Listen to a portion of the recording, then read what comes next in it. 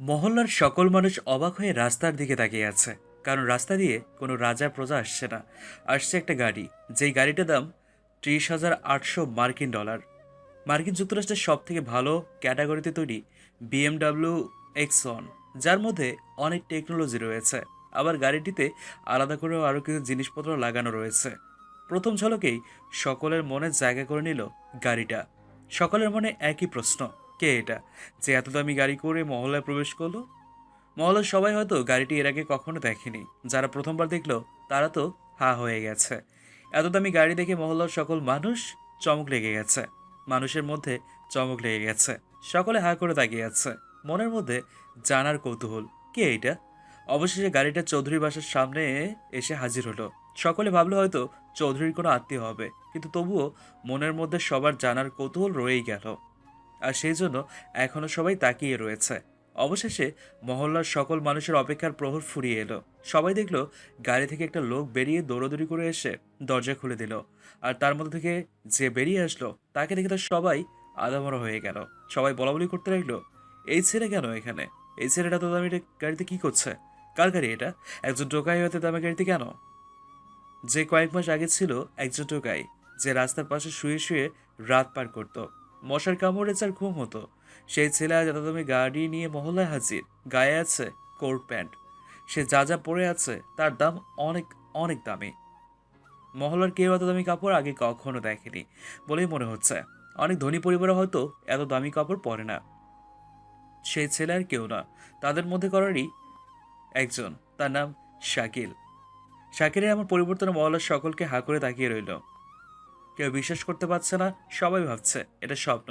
কিন্তু কখনো কখনো চোখের সামনেই স্বপ্নের ঘটনা এসে হাজির হয়। মহল্লার সবাই পাগলের মতো হয়ে গেল। এটা কি করে হতে পারে? যার থাকার বলতে কিছু ছিলই না, অন্যের ফেলে দেওয়া জামা কাপড় কুড়িয়ে নিজে পরতো, কাকের মুখ থেকে খাবার খেয়ে বড় হতো, সে আজ এই অবস্থায়? এটা কেমনে সম্ভব? এদিকে শাকিল গাড়ি থেকে নেমে প্যান্টের পকেটে হাত ভরে একদম সিনেমার হিরোর মতো দাঁড়িয়ে গেল। আর গাড়ি থেকে আরও একজন নেমে এসে শাকিলের মাথার উপর ছাতা ধরলো। চৌধুরী বাড়ি থেকে চৌধুরীর মেয়ে নীলা এই দৃশ্য দেখে বিশ্বাস করতে পারল না। আর তাই সে নিচে নেমে আসলো। নিচে এসে দেখলো সে উপরে থাকতে যা দেখেছে সেটাই সত্যি ছিল। চোখে মুখে ধুলোবালি লেগে থাকা ছেলেটা আজ এত স্মার্ট, হ্যান্ডসাম। মহল্লার আরও সকলের মতো নীলাও এটা বিশ্বাস করতে পারল না। জিজ্ঞাসাসূচক চেহারা নিয়ে শাকিলের সামনে দাঁড়িয়ে রইল। শাকিল হাতে তুড়ি বাজিয়ে নীলাকে বলল, এই যে মিস, কি দেখছেন? এই আমার বিশ্বাস হচ্ছে না। এটা কি তুই নাকি অন্য কেউ? মাই ডিয়ার, ল্যাঙ্গুয়েজ ভদ্রভাষায় কথা বলেন। বাপরে, ইংরেজির ডায়লগ তো ভালোই মুখস্থ করছিস। শুনেন মিস নীলা চৌধুরী, আমি আর আগের শাকিল নেই, তাই সো বি কেয়ারফুল। তাই তো দেখছি রে। ঠাস, ভদ্রতা কি একটু জানেন না? নীলার গালে ঠাস করে থাপ্পড় পড়তেই সেই পুরনো দিনের কথা মনে পড়ে গেল, যখন নীলা শাকিলকে ফকিরের বাচ্চা বলে অপমান করে থাপ্পড় দিত। নীলা গালে হাত দিয়ে কান্নাময় সুরে বলল, তুই আমায় মারলি? চুপ, একদম চুপ। আমি এখন তোর থেকে হাজার গুণ বড় লোক, তাই আমায় আপনি করে বলবি, বুঝেছিস? যেই ছিল আমার পায়ের নিচে পড়ে থাকতো, আর আজ কিনা সেই তুই আমায় থাপ্পড় মারলি? হ্যাঁ, কারণ তখন শাকিল একটা রাস্তায় পড়ে থাকা ময়লা আবর্জনা ছিল, কিন্তু আজ সেই শাকিল সোনায় পরিণত। তুই না আমায় ভালোবাসিস? ভালোবাসা? তোদের মতো ফকিন্নির মুখে ভালোবাসা মানায় না। শাকিলের এমন কথা শুনে নীলা অবাক হয়ে গেল। সে একই ডায়লগ নীলা শাকিলকেই বলতো। শোন মিস নীলা চৌধুরী, যেই টাকা না থাকার কারণে আমার ভালোবাসা তুই অপমান করছিলি, লাথি মেরে রাস্তায় ফেলে দিয়েছিলি, আজ আমি সেই টাকার উপর শুয়ে থাকি। তোর মতো 10টা নীলাকে কেনার যোগ্যতা আমার আছে। নীলা শাকিলের কথা হজম করতে পারছে না। ওর কিছুতেই বিশ্বাস হচ্ছে না যে এটা সে আগের শাকিল। বাই দ্য ওয়ে, ধন্যবাদ আপনাকে কেন?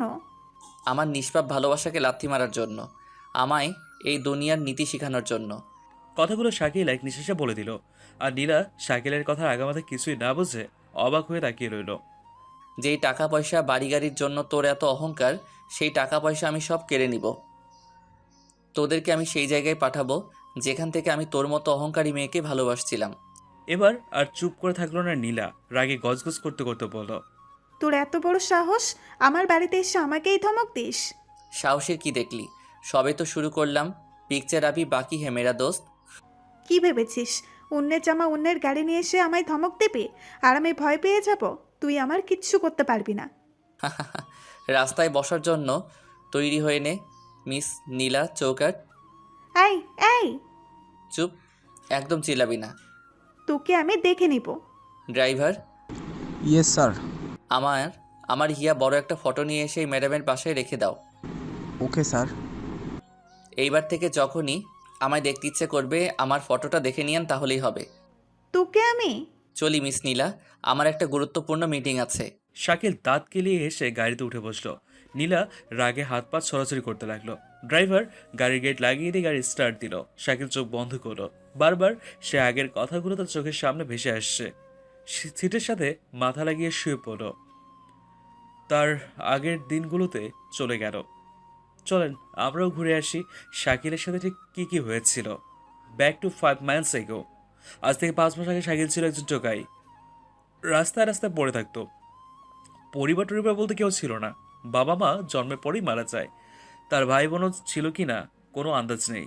জ্ঞান বুদ্ধি হওয়ার পর থেকে সে রাস্তায় থাকে। রাস্তার একপাশে শুয়ে রাত পার করে। কাক পাখির মুখ থেকে খাবার নিয়ে খেত। তবুও তার সুখে শান্তিতে দিন কাটতো। ছোট থাকতে রাতের বেলা ঘুম আসতো না। বাবা মায়ের কথা মনে হতো। ছোট শিশুরা সব ছেড়ে রাতে তার মায়ের কোলেই ফিরে যেত। কিন্তু শাকিল সারাদিন রাস্তায় রাস্তায় ঘুরে রাতে যখন রাস্তার পাশে শুয়ে পড়তো তখন তার বাবা মায়ের কথা করে খুব করে মনে পড়তো তার। তখন গলা ছেড়ে কান্না করতো। একটু বড় হতেই রাত করে যখন তার বাবা মায়ের কথা মনে হতো তখন কাগজ দিয়ে পুতুল তৈরি করতো, একটা ছেলে আর একটা মেয়ে। তাদের দুই হাত ধরে বাবা মা বলে ডাকতো আর চোখের পানি ছড়াতো। আস্তে আস্তে বড় হতে লাগলো। একসময় সে অন্যান্য ছেলেদের মতো যৌবনে পদার্পণ করলো, কিন্তু তার পোশাক পরিচ্ছদের কোনো পরিবর্তন হলো না। সে আগের মতোই কালো ময়লা আবর্জনা পরা জামা কাপড়। আর হবে নাই বা কেন? রাস্তার পাশে ধুলাবালির মধ্যে শুয়ে পড়তো। তখনই ময়লা আবর্জনা পড়ে যেত। আর জামা কাপড় কেনার মতো তার মোটেও সামর্থ্য ছিল না। অন্যের ছেঁড়া কাপড় পরেই থাকতো। কখনো না খেয়ে দিন পার করতো। এই একা ছেলেকে কে কাজ দেবে? লেখাপড়া কিচ্ছু জানে না সে। আর এই ব্যস্ত শহরে কারো দিকে কেউ তাকায় না। কারো দিকে কারো তাকানোর সময়ও নেই। রাস্তার কাগজপাতি কুড়িয়ে তা বিক্রি করতো দোকানে। আর তাতে যা টাকা হতো তা দিয়েই একটু খাবার খেত। জন্মের পর থেকে পেট পুরে খাবার সে আজ পর্যন্ত খায়নি। রাতে খেলে সকালে খেতে পেত না, আবার সকালে খেলে দুপুরে খাওয়া হয় না। কোনোদিন তো সারাদিন না খেয়েই কাটাতে হয়। এভাবেই দিন কাটছিল। আস্তে আস্তে সে বড় হলো। এখন মাথা গোজার মতো একটা জায়গা খুঁজে পেয়েছে। রেল লাইনের পাশে একটা পুরনো বাড়ি। তার সাথে আরও কিছু এতিম ছেলে থাকে, তারাও টোকাই। শাকিল এখন সারাদিন কাঁধে বস্তা নিয়ে শহরে পড়ে থাকে, কাগজপাতি কোড়ায় আর সেগুলো এনে বিক্রি করে। এখন আর আগের মতো তার কষ্ট নেই। এখন বড় হয়েছে, গায়ে শক্তি পেয়েছে। এখন তার কাগজ বিক্রি করা টাকা দিয়ে খাবার কেনা হয়, তাতেই তার খুশি। 3 বেলা পেট পুরে না পেলেও বেঁচে থাকার মতো পায় তো তাতেই সে অনেক খুশি। সারাদিন কাগজ প্লাস্টিক কুড়িয়ে বস্তা ভরে এনে মহাজনের কাছে বিক্রি করে। কিছু খাবার নিয়ে আবার চলে যেত রেল লাইনের ধারে। দুমুঠো খেয়ে শুয়ে পড়তো। না তাদের কেউ জোর খাওয়ায় আর না কেউ খাওয়ায় হাত বুলিয়ে ঘুমিয়ে দেয়, মাথায় হাত বুলিয়ে ঘুম পাড়িয়ে দেয়। ঠান্ডার সময় কুয়াশার গুটি গুটি ফোঁটা গায়ে পড়ে আর ডাস্টবিন থেকে আসা মশা এরাও তাদের শান্তির ঘুম ভাঙতে পারে না। অনেকদিন হলো এক আন্টি তাকে একটা শার্ট দিয়েছিল। রোদে গরমে কাজ করাতে সে শার্টে ময়লা পড়ার পাশাপাশি অনেকখানি ছিঁড়েও গেছে। তাই ভাবলো সে একটা সুন্দর দেখে শার্ট কিনে নেবে। কিন্তু কেনা বললেই তো আর কেনা হয় না, কেনা নয়, এত টাকা পাবে কই? এদিকে শার্ট না কিনলেও না। পরের দিন সকাল সকাল ঘুম থেকে উঠে শাকিল বস্তাটা কাঁধে করে নিয়ে কাগজ কুড়াতে চলে গেল। সারাদিন খাওয়া দাওয়া বন্ধ করে কাগজ কুড়ালো। খাবার কিনতে গেলে তার শার্ট কেনা হবে না, তাই সারাদিন কাগজ কুড়িয়ে সেটা বিক্রি করলো। বেশ ভালোই টাকা পেল। শাকিল এবার সেই টাকা থেকে অর্ধেকটা আলাদা করে রেখে দিল আর বাকি টাকা দিয়ে রাতের জন্য খাবার নিয়ে ঘরে চলে এলো। রেল লাইনের পাশে এসে দেখলো একটা ছোট্ট মেয়ে বসে কান্না করতেছে। বয়স হবে 8 থেকে 10। ছোট মেয়ের কান্না দেখে সবারই দয়া হয়, শাকিলেরও তাই হলো। এবার শাকিল এদিক ওদিক তাকিয়ে দেখে পাশে একটা ছেলে হাঁটুর ভেতর মাথা গুঁজে বসে আছে। বয়সে শাকিলের সমানই হবে। শাকিল ওই ছেলেটার কাছে গিয়ে বলল। এই, ওই ছোট মেয়েটা কাঁদছে কেন? ছেলেটা চুপ করে থাকলো। শাকিল আবার জিজ্ঞেস করলো, ওর কি বাপ মাও নাই? না, ওটা আমার ছোট বোন, ক্ষুধা লাগছে তাই কাঁদছে। কেন, দুপুরে কি তোরা খাস নাই? ছেলেটা এবারও চুপ। কি হলো বল? কিভাবে খাবো বল? সারাদিন প্লাস্টিক কাগজ কুড়িয়ে যখন মহাজনের কাছে আসি তখন মহাজন অনেক বকা শোনায়। কেন বকা শোনাবে কেন? কালকে খুব অসুখ হয়েছিল, তাই সকাল সকাল বেরোতে পাইনি, সেই জন্য মহাজনের মাল একটু কম হয়েছে। ও, বকা শুনে কয়েক টাকা দেয় আর সেটা নিয়ে খাবার আনছিলাম, একটা পাউরুটি আর একটা কলা। এটাই তো আমাদের প্রধান খাবার। কিন্তু এখানে এসেই খাবার রেখে আমার ছোট বোনকে খুঁজে নিয়ে এসে দেখি কুকুরে সব খেয়ে নিয়েছে। কপালে খাবার না থাকলে হয় না, কাঁদিস না, চল আমার কাছে আয়। ছোট্ট মেয়েটা শাকিলের হাতে খাবার দেখে একবার ওর ভাইয়ের দিকে তাকায় আর একবার খাবারের দিকে। শাকিল বুঝতে পারলো ওর বড় ভাই আসতে না বললেও সে আসবে না, তাই শাকিল বলল, এই শোন, আজ থেকে আমি আর তুই বন্ধু। সত্যি বলছিস তো? হ্যাঁ সত্যি বলছি। নে এবার আয়, তিনজন মিলে আমার খাবারটা ভাগ করে খাই। ছেলে অনেক ভেবেচিন্তে রাজি হয়ে গেল। ছেলেটার নাম ছিল রকি, মেয়েটার নাম রানী। শাকিল পরে রকির কাছে জানতে পারে তার বাবা মা ছিল খুব গরিব, কয়দিন আগে ক্যান্সারে মারা গেছে। তখন থেকে ছোট বোনকে মানুষ করতে সে জীবন যুদ্ধে পা বাড়ায়। আস্তে আস্তে শাকিল আর রকি খুব ভালো বন্ধু হয়ে যায়। সকালে পাখি ডাকার আগে ঘুম থেকে উঠে ছোট বোন রানীকে সাথে করে নিয়ে রওনা হয় তারা প্রতিদিনের ডিউটিতে। শাকিল আর রকি কাগজ কুড়ায় কিন্তু রানীকে কুড়াতে দেয় না। তাদের দুই বন্ধুর স্বপ্ন রানীকে তারা মানুষের মতো মানুষ করবে, অনেক পড়াশোনা করাবে, সব মানুষের মতো সেও চাকরি করবে। এটা ছিল শাকিল আর রকির স্বপ্ন। এই জন্য দিন রাত কাগজ কুড়াতো, অলিতে গলিতে দরজার সামনে খবরের কাগজ পলিথিন কুড়াতো, রাস্তা রাস্তায় মানুষের কাছে হাত বাড়াতো। কিন্তু মানিব্যাগে বড় বড় নোটের মাঝে টোকাইতে দেওয়ার মতো টাকা কেউ রাখতো না। কেউ কেউ খালি হাতে ফেরত দিত, আবার কেউ কেউ ঘাট ধাক্কা দিয়ে তাড়িয়ে দিত। পৃথিবীতে লক্ষ লক্ষ মানুষ থাকতেও আজ তারা এতিম ভিখারি। আসলে এর জন্য মানুষ দায়ী। মানুষদের মাঝে যদি মায়া মমতা থাকতো তাহলে রেল লাইনের পাশে ছেঁড়া বস্তা গায়ে দিয়ে শুয়ে থাকা ছেলেটিকে দেখে তার একটু হলেও মায়া হতো। আর তাদের জন্য কিছু না পারলেও মাথায় হাত বুলিয়ে একটা হাসিটা তো দিতে পারতো। তাতে দেখবা তারা পৃথিবীর সব থেকে বেশি খুশি হয়েছে। তারা আপনার টাকা পয়সা জায়গা জমি কিচ্ছু চায় না, চায় শুধু আপনাদের একটু ভালোবাসা আর একটু বেঁচে থাকার আশা। যাই হোক, ওদিকে যাব না, গল্পে ফিরে আসি। শাকিল আর রকি সারাদিন কাগজ, প্লাস্টিকের পুতুল এসব কুড়াতো আর রাতে সেগুলো মহাজনের কাছে দিত। সাথে তারা তা অনুযায়ী কিছু টাকা পেত। তা দিয়ে আগে ছোট বোন রানীকে পেট ভরে খাওয়াতো, তারপর যা থাকতো সেগুলো শাকিল আর রকি ভাগ করে খেত। এভাবেই তাদের তিনজনের দিন কাটতো। দুই ভাইয়ের আদরের ছোট বোন রানী তাদের সাথে অনেক হাসি খুশি খেলা ঘোরা সব করতো। রানীর মুখে হাসি দেখতে তারা কতই না কি করতো। সব মানুষের মধ্যে একটা জিনিস থাকে, সেটা হলো ভালোবাসা। ভালোবাসা অনেককে পথে নামায়, আবার অনেককে পথ থেকে 10তলা বিল্ডিংয়ে ওঠায়। শাকিল ছিল টোকাই, কিন্তু টোকাইদেরও তো ভালোবাসা হয়। একদিন শাকিল কাগজপাতি কুড়িয়ে অনেকটা হাঁপিয়ে গেছে, রাস্তার পাশে বস্তাটা রেখে বসে পড়লো। হঠাৎ সে দেখলো রাস্তায় একটা মেয়ে জোরে জোরে দৌড়াচ্ছে। পরনে আছে ব্লু কালারের ড্রেস, হাত ভরা মেহেদি, হাতে একটা বই ছিল, কাজল কালো চোখ, মায়াবী চেহারা, বাতাসে তার লম্বা চুলগুলো দোল খাচ্ছে। মেয়েটা হাতের চেষ্টা করছে চুলগুলো লুকানোর, কিন্তু বাতাসের সাথে কিছুতেই পেরে উঠছে না। এই দৃশ্য শাকিলের মন ছুঁয়ে গেল, মনের মধ্যে ঘন্টা বেজে উঠল। বাতাসের সাথে 72-এর যুদ্ধ দেখে শাকিল হেসে দিল। তার হাসি দেখে পাশে বসে থাকা রকি আর রানী খুব অবাক হলো। কিরে, তুই হাসছিস কেন? আ কি করছিস? না কিছু না। ও আমার পাগলের মতো হাসছিলি কেন? ওই মেয়েটার দিকে দেখ। কোন মেয়ে? ততক্ষণে মেয়েটা রিক্সা ধরে চলে গেছে। শাকিল তাকিয়ে অবাক হয়ে গেল। এখনই থেকে মেয়েটাকে দেখলো, তাহলে আবার কোথায় আনলো? লাউ ঠেলা, এখানেই তো ছিল। উড়ে গেছে? শালা ও কি কোনো পাখি যে উড়ে যাবে? হতেও পারে। মজা করা বাদ দে। আচ্ছা, আজকে চল, সন্ধ্যা হয়ে গেল। চলো আপু। তারপর শাকিল, রকি আর রানী তিনজন মিলে চলে গেল। মহাজনের কাছে এসে বিক্রি করে রেল লাইনের পাশে চলে গেল। শাকিলের মনে শুধু একটাই জিনিস ভাসছে, সেটা হলো ওই মেয়েটা। কিছুতেই চোখ থেকে সরাতে পারছে না। রাতের খাওয়া দাওয়া শেষ করে শুয়ে পড়লো। শাকিল মাথার নিচে হাত দিয়ে আকাশের চাঁদের দিকে তাকালো। আচমকাই সেই চাঁদের সেই মেয়েটির প্রতিচ্ছবি দেখলো। জীবনের প্রথম কাউকে এমন দেখছে। সারা রাত শাকিল ঘুমাতে পারলো না, শুধু মেয়েটাকে নিয়ে ভাবলো। রাত কেটে সকাল হলো। প্রতিদিনের মতো আজকেও অতি সকালে রকি উঠে পড়লো, সাথে রানীও। শাকিল আগে থেকেই জেগেছিল, কিন্তু বাস্তবে ছিল না, ছিল ঘোরের মধ্যে। হঠাৎ রকির ধাক্কায় শাকিল বাস্তবে ফিরে আসে। চোখ খুলে তাকিয়ে দেখে রকি তাকে ডাকছে। কি হলো, ডাকছিস কেন? হ্যাঁ, তোর আবার কি হলো? অন্যদিন আমার একটু উঠতে দেরি হলে তো আমায় মেরে মেরে তুলতি, আর আজ নিজে জিজ্ঞেস করছিস? ও সকাল হয়ে গেছে? হ্যাঁ না, কেবল রাত হচ্ছে। আচ্ছা চল। এরপর শাকিল উঠে ট্যাপের পানিতে হাত মুখ ধুয়ে বস্তারে কাঁধে নিয়ে তিনজনে রওনা হয়ে গেল।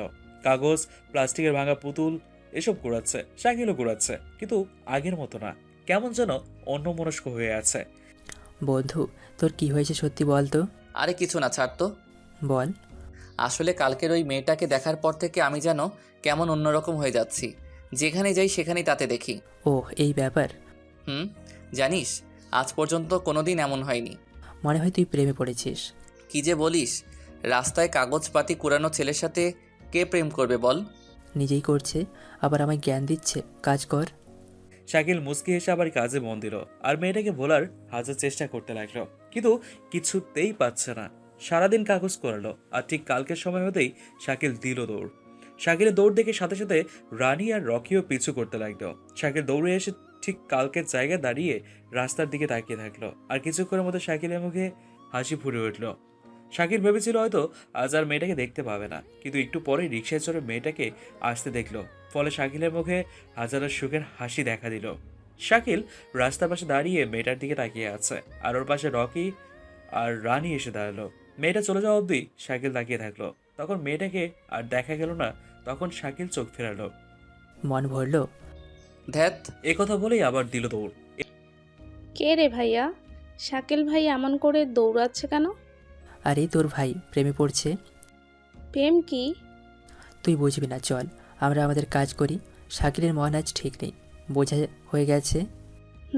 চলো। এরপর রকি রানীকে নিয়ে কাগজ কুড়াতে থাকে আর এদিকে শাকিল পাগলের মতো বস্তা নিয়ে ফাঁকা মাঠে নাচতে লাগে।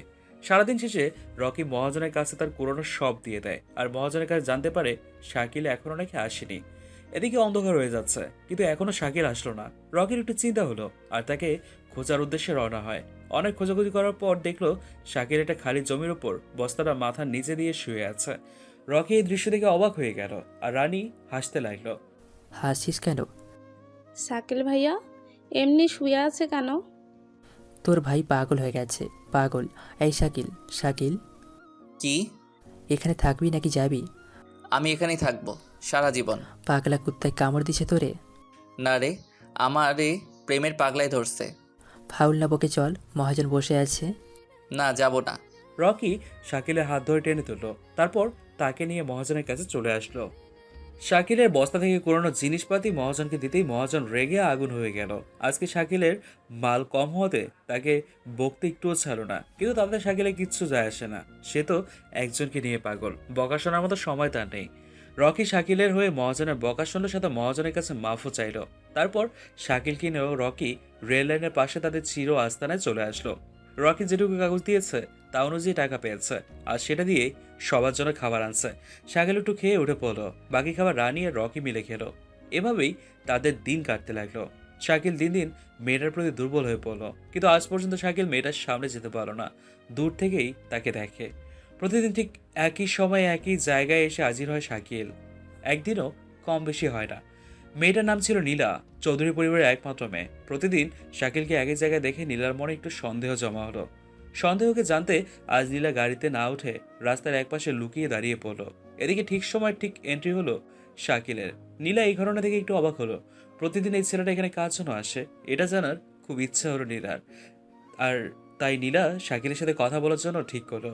এদিকে শাকিল এখানে এসে নীলাকে আজ দেখতে পেল না, ফলে শাকিলের মুখটা শুকিয়ে গেল।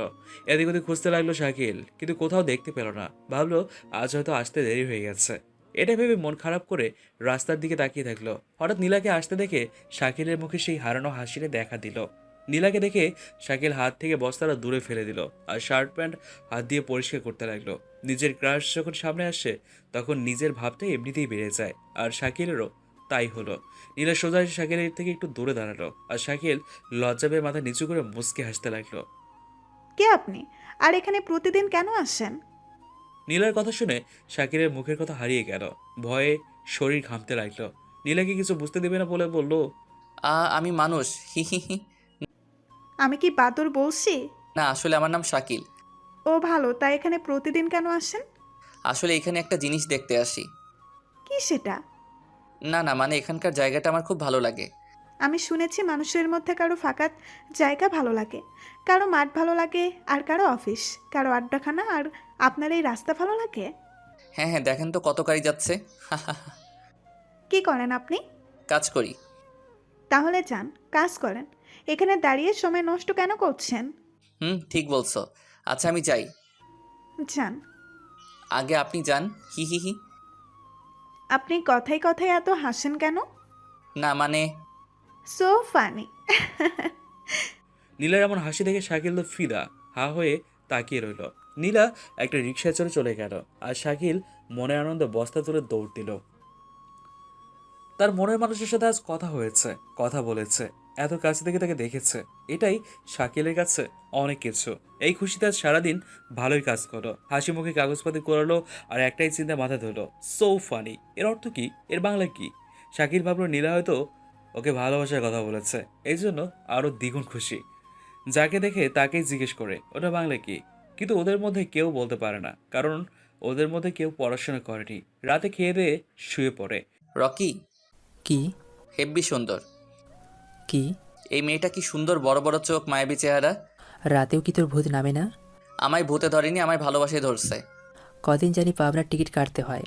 ধুরু, কী সব বলিস তুই? জানিস আজ আমি ওর সামনাসামনি কথা বলছি, একদম কাছাকাছি। এই নিয়ে একই কথা 7 বার বলা হলো। ও, এবার তো ঘুমা। হাসলে না? ওর গালে টোল পড়ে আর ওটাতেই আমি শেষ। রাস্তায় তাড়ি দেয়, দেখিস না? ওদের গালেও টোল পড়ে। যা ওদের কাছে গিয়ে মর, হারামি। শালা দিব এক লাথি। এদের কাছে কেন যাব? প্রেম করবি? একথা শুনে শাকিল রনিকে একটা লাথি মারল। থাম, জানিস ওর।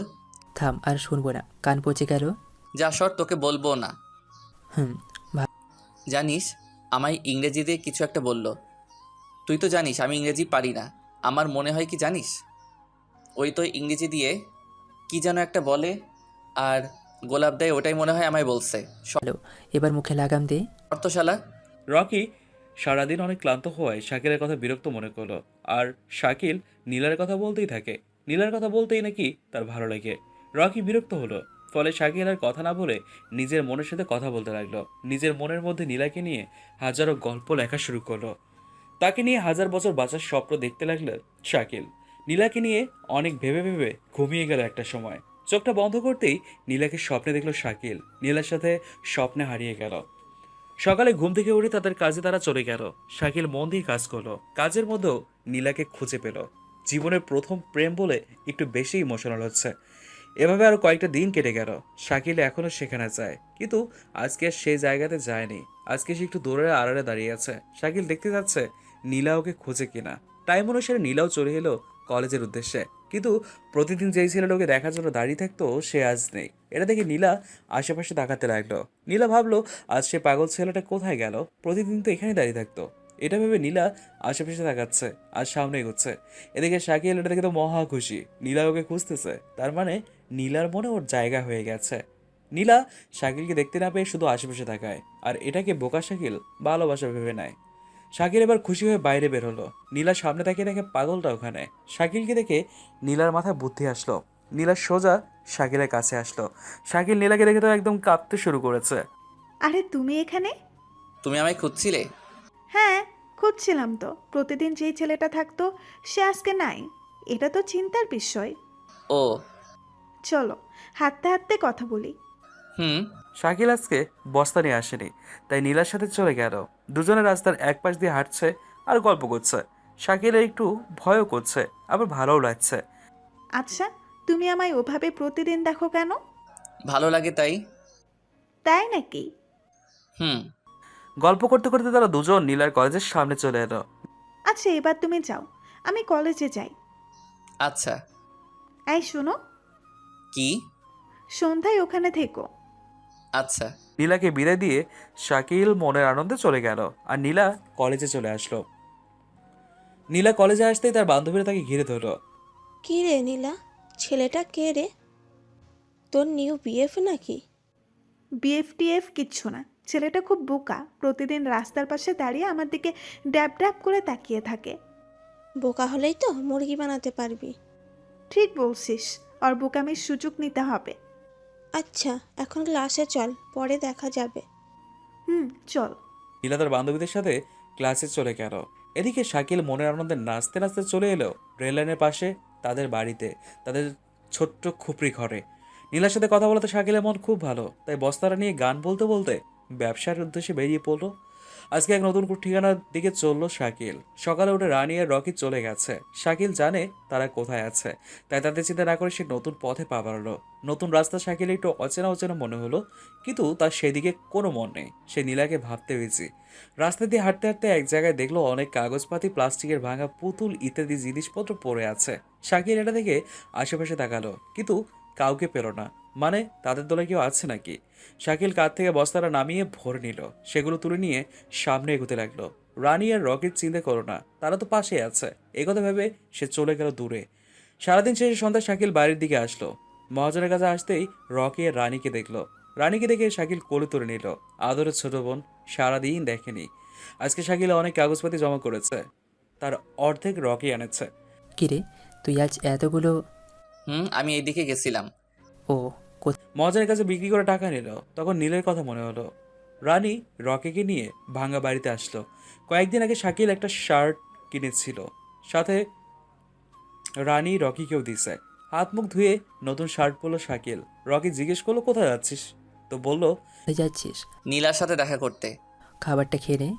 না, তোরা দুজনে খেয়ে নে, কিন্তু আমি বাইরে খেয়ে নিব। আচ্ছা। একথা বলে শাকিল বের হলো নীলার সাথে দেখা করার উদ্দেশ্যে। আর নীলার সাথে তার দুই বান্ধবী রাস্তার পাশে দাঁড়িয়ে শাকিলের জন্য অপেক্ষা করতে লাগলো। কিরে, তোর নিউ বিএফ এখনো তো এলো না? আরে আসবে আসবে, একটু দাঁড়া। ওই তো এসে গেছে। শাকিল এসে দেখলো নীলার সাথে তার দুজন বান্ধবীও আছে। আমি আসছি। এতক্ষণ কি করলা? আমি কাজে ছিলাম। ও, তাহলে চলো। কোথায়? কোথায় আবার? ঘুরতে। শাকিল আনন্দের সাথে হ্যাঁ বলল। শাকিল তো জানে না যে ওকে ওরা মুরগি করতেছে। নীলা সহ তার দুই বান্ধবী আর শাকিল মিলে ঘোরাঘুরি করতে লাগলো। একটু পর নীলা বলল, অনেক হইছে, এবার চলো কিছু খাওয়া যাক। আচ্ছা। এবারও শাকিল টের পেল না। তাদের সাথে একটা বড় রেস্টুরেন্টে হাজির হলো। নীলা তার ইচ্ছে মতো কয়েক রকমের খাবার অর্ডার দিল। শাকিল না খেয়ে থাকায় পেট পুড়ে খেলো। এবার আসলো বিলের লম্বা লিস্ট। নীলা লিস্টটা শাকিলের দিকে এগিয়ে দিল। শাকিল তো অবাক, ও তো পড়াশোনা জানে না, এটা কেন দিল এটাও বুঝলো না। কি করবে কিচ্ছু বুঝে উঠতে পারলো না। এখানে জিজ্ঞেস করলে নীলার সামনেও নাক কাটা যাবে, তাই লিস্ট নিয়ে দোকানের মালিকের কাছে গেল। সব মিলিয়ে কত বিল? স্যার, লিস্টে দেয়া আছে। শাকিল এবার বুদ্ধি বের করলো। আপনি দেখেন তাড়াতাড়ি। ওই লোকটা খাতা বের করে বিলটা বলে দিল। শাকিল পকেটে হাত দিয়ে দেখে একদম কারেক্টে টাকা আছে। যত বিল ঠিক তত টাকাই আছে শাকিলের পকেটে। আজ তার বিজনেস একটু ভালো হয়েছে, তাই টাকাটাও বেশি পেয়েছে, যার ফলে সম্মানটা বাঁচলো শাকিলের। শাকিল বিলটা দিয়ে দিল আর বিলের লিস্টটা পকেটে তুলে নিল। তারপর নীলা আর তার বান্ধবীরা শাকিলের বিদায় দিয়ে চলে গেল। শাকিল আর দাঁড়িয়ে না থেকে সেও রওনা দিল। এদিকে নীলার বান্ধবী বৃষ্টি নীলাকে বলল, কিরে, আজ এত কম করলি কেন? প্রথম দিন বেশি করলে ভয়ে পালাবে, ঠিক বলেছিস। পরদিন একটু বেশি, তারপর আর একটু বেশি। বোকা কাকে বলে? নীলা আর ওর বান্ধবীরা শাকিলকে বোকা বানাতে পেরেও অনেক খুশি। কিন্তু শাকিল নীলাকে সত্যি সত্যিই ভালোবাসে, অথচ নীলা এটাকে খেলা মনে করে শাকিলেরকে নিয়ে খেলা করে যাচ্ছে। শাকিল সোজা তাদের সেই ভাঙা বাড়িতে চলে গেল। এসে দেখে রানী রকি ঘুমিয়ে গেছে। ঘরের একপাশে দেখলো খাবারের প্যাকেট পড়ে আছে, সেটা খুলে দেখলো শাকিলের জন্য খাবার রেখে দিয়েছে। শাকিল ওটা না খেয়ে রানীর মাথায় হাত বুলাতে বুলাতে ঘুমিয়ে গেল। সকালে রকি উঠে দেখে রানীর মাথায় হাত রেখে শাকিল ঘুমিয়ে আছে। অনেক বেলা হয়েছে, আর তাই রকি শাকিলকে ডাকলো। প্রতিদিনের মতো আজকেও তারা তাদের কাজে বেরিয়ে পড়লো। এখন রকি আর রানীকে সাথে করে নিয়ে যায় শাকিল। সারাদিন শেষে মহাজনের কাছে সেগুলো বিক্রি করে, আর তাতে যা টাকা হয় তা নিয়ে নীলার সাথে ঘুরতে যায়। আর এদিকে নীলা শাকিলকে দিনের পর দিন বোকা বানিয়েই যাচ্ছে। বড়লোকের একমাত্র মেয়ে, বাপ তো দেখানোরই কথা। 10-12টা ছেলে তার পেছনে প্রতিদিন লাইন দিয়ে দাঁড়িয়ে থাকে। মেয়েটা যেমন সুন্দর ঠিক তেমনই অহংকারী। টাকার অহংকারে সে মানুষকে মানুষ মনে করে না, সবাইকে তার নিজ হাতের খেলনা মনে করে। অন্যান্য ছেলের তার রূপে পাগল ছিল, যার ফলে তারা তেমন কষ্ট পায় না। কিন্তু শাকিল তো ছিল একটা অবলা ছেলে। প্রেম ভালোবাসা সে কিচ্ছু জানতো না। নীলাকে প্রথম দেখাতেই তার ভালো লাগে আর তার প্রতি দুর্বল হয়ে পড়ে। সেই জন্য তার সব কথাকে মেনে নেয়। নিজে না খেয়ে নীলাকে ঘুরতে নিয়ে যাওয়ার জন্য টাকা জমিয়ে রাখে, আর প্রতিদিন সন্ধ্যায় তারা ঘুরতে যায়। শাকিল ভাবতো নীলাও তাকে ভালোবাসে, যেমন ও নীলার জন্য পাগল, ঠিক তেমন হয়তো নীলাও ওর জন্য পাগল। এটাই হলো শাকিলের মনের ধারণা। কয়েকদিন পর সকালে শাকিল উঠে রকিকে ডেকে তুলল। রানী তখনও ঘুমাচ্ছিল। শাকিল আর রকি হাত মুখ ধুচ্ছিল। এমন সময় রকি বলল, শাকিল, হ্যাঁ বল। আমি যদি মরে যাই তাহলে কি তুই রানীকে দেখে রাখবি? রকির এমন কথা শুনে শাকিল অনেক অবাক হয়, সাথে ভয়ও পায়। কি বলছিস এসব? বল না। তোর কি হয়েছে বলতো? আজ হঠাৎ এমন প্রশ্ন? এমনি বললাম, তুই বল কি করবি? যেদিন তোদের দেখছি সেদিন আমি ভেবে নিয়েছি রানী আমার ছোট্ট বোন, তাকে কখনো কষ্ট পেতে দিব না। ভালো। এসব ফাউল কথা বাদ দে আর চল। হুম। সকাল থেকে শাকিল একটা বিষয় খেয়াল করলো যে রকির মনটা কেমন যেন খুব খারাপ। শাকিল রকিকে জিজ্ঞেস করলেই বলছে এমনি। শাকিল, রানীকে আজ তুই নিয়ে যা। আর তুই? আমি আজ এদিকে যাব। না, আমার ভয় করছে, তুই আমাদের সাথে চল। আরে পাগলা, কিচ্ছু হবে না। আজ মনটা আমার ভালো নেই, তাই একা একা একা যেতে যাচ্ছি। আচ্ছা যা, তবে তাড়াতাড়ি চলে আসবি। আচ্ছা। এই কথা বলেই রকি উল্টো পথে রওনা হলো আর শাকিল রানীকে নিয়ে অন্য পথে। আজকেও শাকিলের ভালোই বিজনেস হয়েছে। সন্ধ্যা হতেই রানীকে সাথে নিয়ে মহাজনের কাছে চলে এলো। এখানে এসে জানতে পারলো রকি এখনো আসেনি। শাকিলের মনটা কেমন যেন করে উঠলো, তাই বাসায় না যে দোকানের পাশেই রানীকে নিয়ে বসে পড়লো। এদিকে সন্ধ্যা বেয়ে রাত নামলো, তবুও রকির আসার কোনো নাম গন্ধ নেই। শাকিলের এবার খুব চিন্তা হলো, রকি এতক্ষণ কি করছে? প্রতিদিন তো শাকিলের আগেই চলে আসে, কিন্তু আজ হঠাৎ কি এমন হলো? হ্যাঁ, সে এখন আসে না কেন? এদিকে নীলা শাকিলের জন্য অপেক্ষা করছে। শাকিল বুঝতে পারছে তার জন্য নীলা অপেক্ষা করতেছে, কিন্তু সেও তো যেতে পারছে না, কারণ রকি এখনো আসেনি। শাকিল উপায় না পেয়ে রানীকে মহাজনের দোকানে বসিয়ে রেখে ওদের ঘরে যে শার্ট পাল্টিয়ে চলে গেল নীলার কাছে। রানী তার ভাইয়ের চিন্তায় অস্থির, আর এখন শাকিলও তাকে রেখে গেল, হয়তো রকিকে খুঁজতে গেছে। এটা ভেবে রানী চুপটি করে বসে রইল। শাকিল আজকেও নীলার সাথে ঘোরাঘুরি করে রেস্টুরেন্টে বসে খাওয়া দাওয়া করলো। আজকে শাকিল অপেক্ষা করতে পারলো না, সোজা নীলাকে প্রপোজ করে বসলো। সে তো আর অন্য দশটা ছেলের মতো না, তাই সোজা বলল। নীলা, হ্যাঁ বলো। আমি তোমায় ভালোবাসি। তাই? সত্যি বলছি। আমার প্রতিদিনের খরচ জানো? না, দিনে খরচ আমার 5,000 টাকা। কিন্তু আমি তো গরিব। পাততে হবে। ওকে আজ উঠি, সি ইউ। বাকি কথা না বলে নীলা উঠে চলে গেল। শাকিলের মনের মধ্যে তোলপাড় শুরু হলো। নীলা তার বান্ধবীর সাথে বেরিয়ে চলে আসলো। কি রে নীলা, ওর প্রপোজাল কি অ্যাকসেপ্ট করবি? করলে মন্দ হয় না, তবে আগে দেখিস সে কেমন পরিবারের ছেলে, কত টাকার মালিক, কটা বাড়ির মালিক। সে তো বলল তারা নাকি গরিব। তোরা কি করতে আসিস? খোঁজ নে, তার বিষয়ে সব কিছুর খোঁজ নে। আচ্ছা। গরিব হলে লাথি মেরে ডাস্টবিনে ফেলে দিব। যা বলেছিস।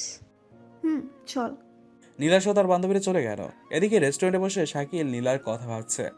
রেস্টুরেন্টে টিভি চলছিল, হঠাৎ শাকিলের কানে আসলো বোমা ব্লাস্টে কয়েকজনের মৃত্যু। কথাটা শুনে শাকিল টিভির দিকে দেখালো, আর তখনই শাকিলের চোখ আটকে গেল। বোমা ব্লাস্টে যারা মরছে তাদের মধ্যে রকিও আছে। এটা দেখে শাকিলের হাত পা অবশ হয়ে গেল, মুখ দিয়ে কোনো কথা বেরোচ্ছে না। উঠে দাঁড়াবে তার শক্তিও হারিয়ে ফেলছে। জায়গাটাতে চেনা মনে হলো, তাই সেখানে আর বসে না থেকে দিল দৌড়। এক দৌড়ে চলে গেল। এসে দেখে রকি সুন্দর হয়ে শুয়ে আছে। শাকিল রকির পাশে হাঁটু গেড়ে বসে পড়লো। চক দিয়ে তার অঝরে পানি পড়তে লাগলো। পুলিশ জানালো কাগজের ভিতরে নাকি বোমা ছিল। যখনই ওটা রকি হাত দিয়েছে, সাথে সাথে ব্লাস্ট। আশেপাশে যত মানুষ ছিল তারাও মারা গেছে, কেউ আহত হয়েছে। শাকিল আর নিজেকে আটকাতে পারলো না, হাও মাও করে কেঁদে দিল। এদিকে রানী মহাজনের দোকানে বসে থেকে টিভি দেখছিল। হঠাৎ এমন খবর দেখে সেও কাঁদতে লাগলো। মহাজন রানীকে সান্ত্বনা দেওয়ার অনেক চেষ্টা করলো, কিন্তু পারল না। শাকিল রকিকে জড়িয়ে কাঁদতে লাগলো। চারদিকে হাজার মানুষ এসে ভিড় করছে। পুলিশ এবার লাশগুলো নিয়ে যাবে। শাকিল একটা লোক সরিয়ে নিল। পুলিশ সবকটা লাশ নিয়ে চলে গেল। শাকিল ওখানে বসে অনেকক্ষণ কান্নাকাটি করার পর রানীর কথা মনে হলো, তাই আর বসে না থেকে চলে এলো মহাজনের দোকানে। মহাজনের দোকানের কাছে আসতেই কান্নার আওয়াজ পেল।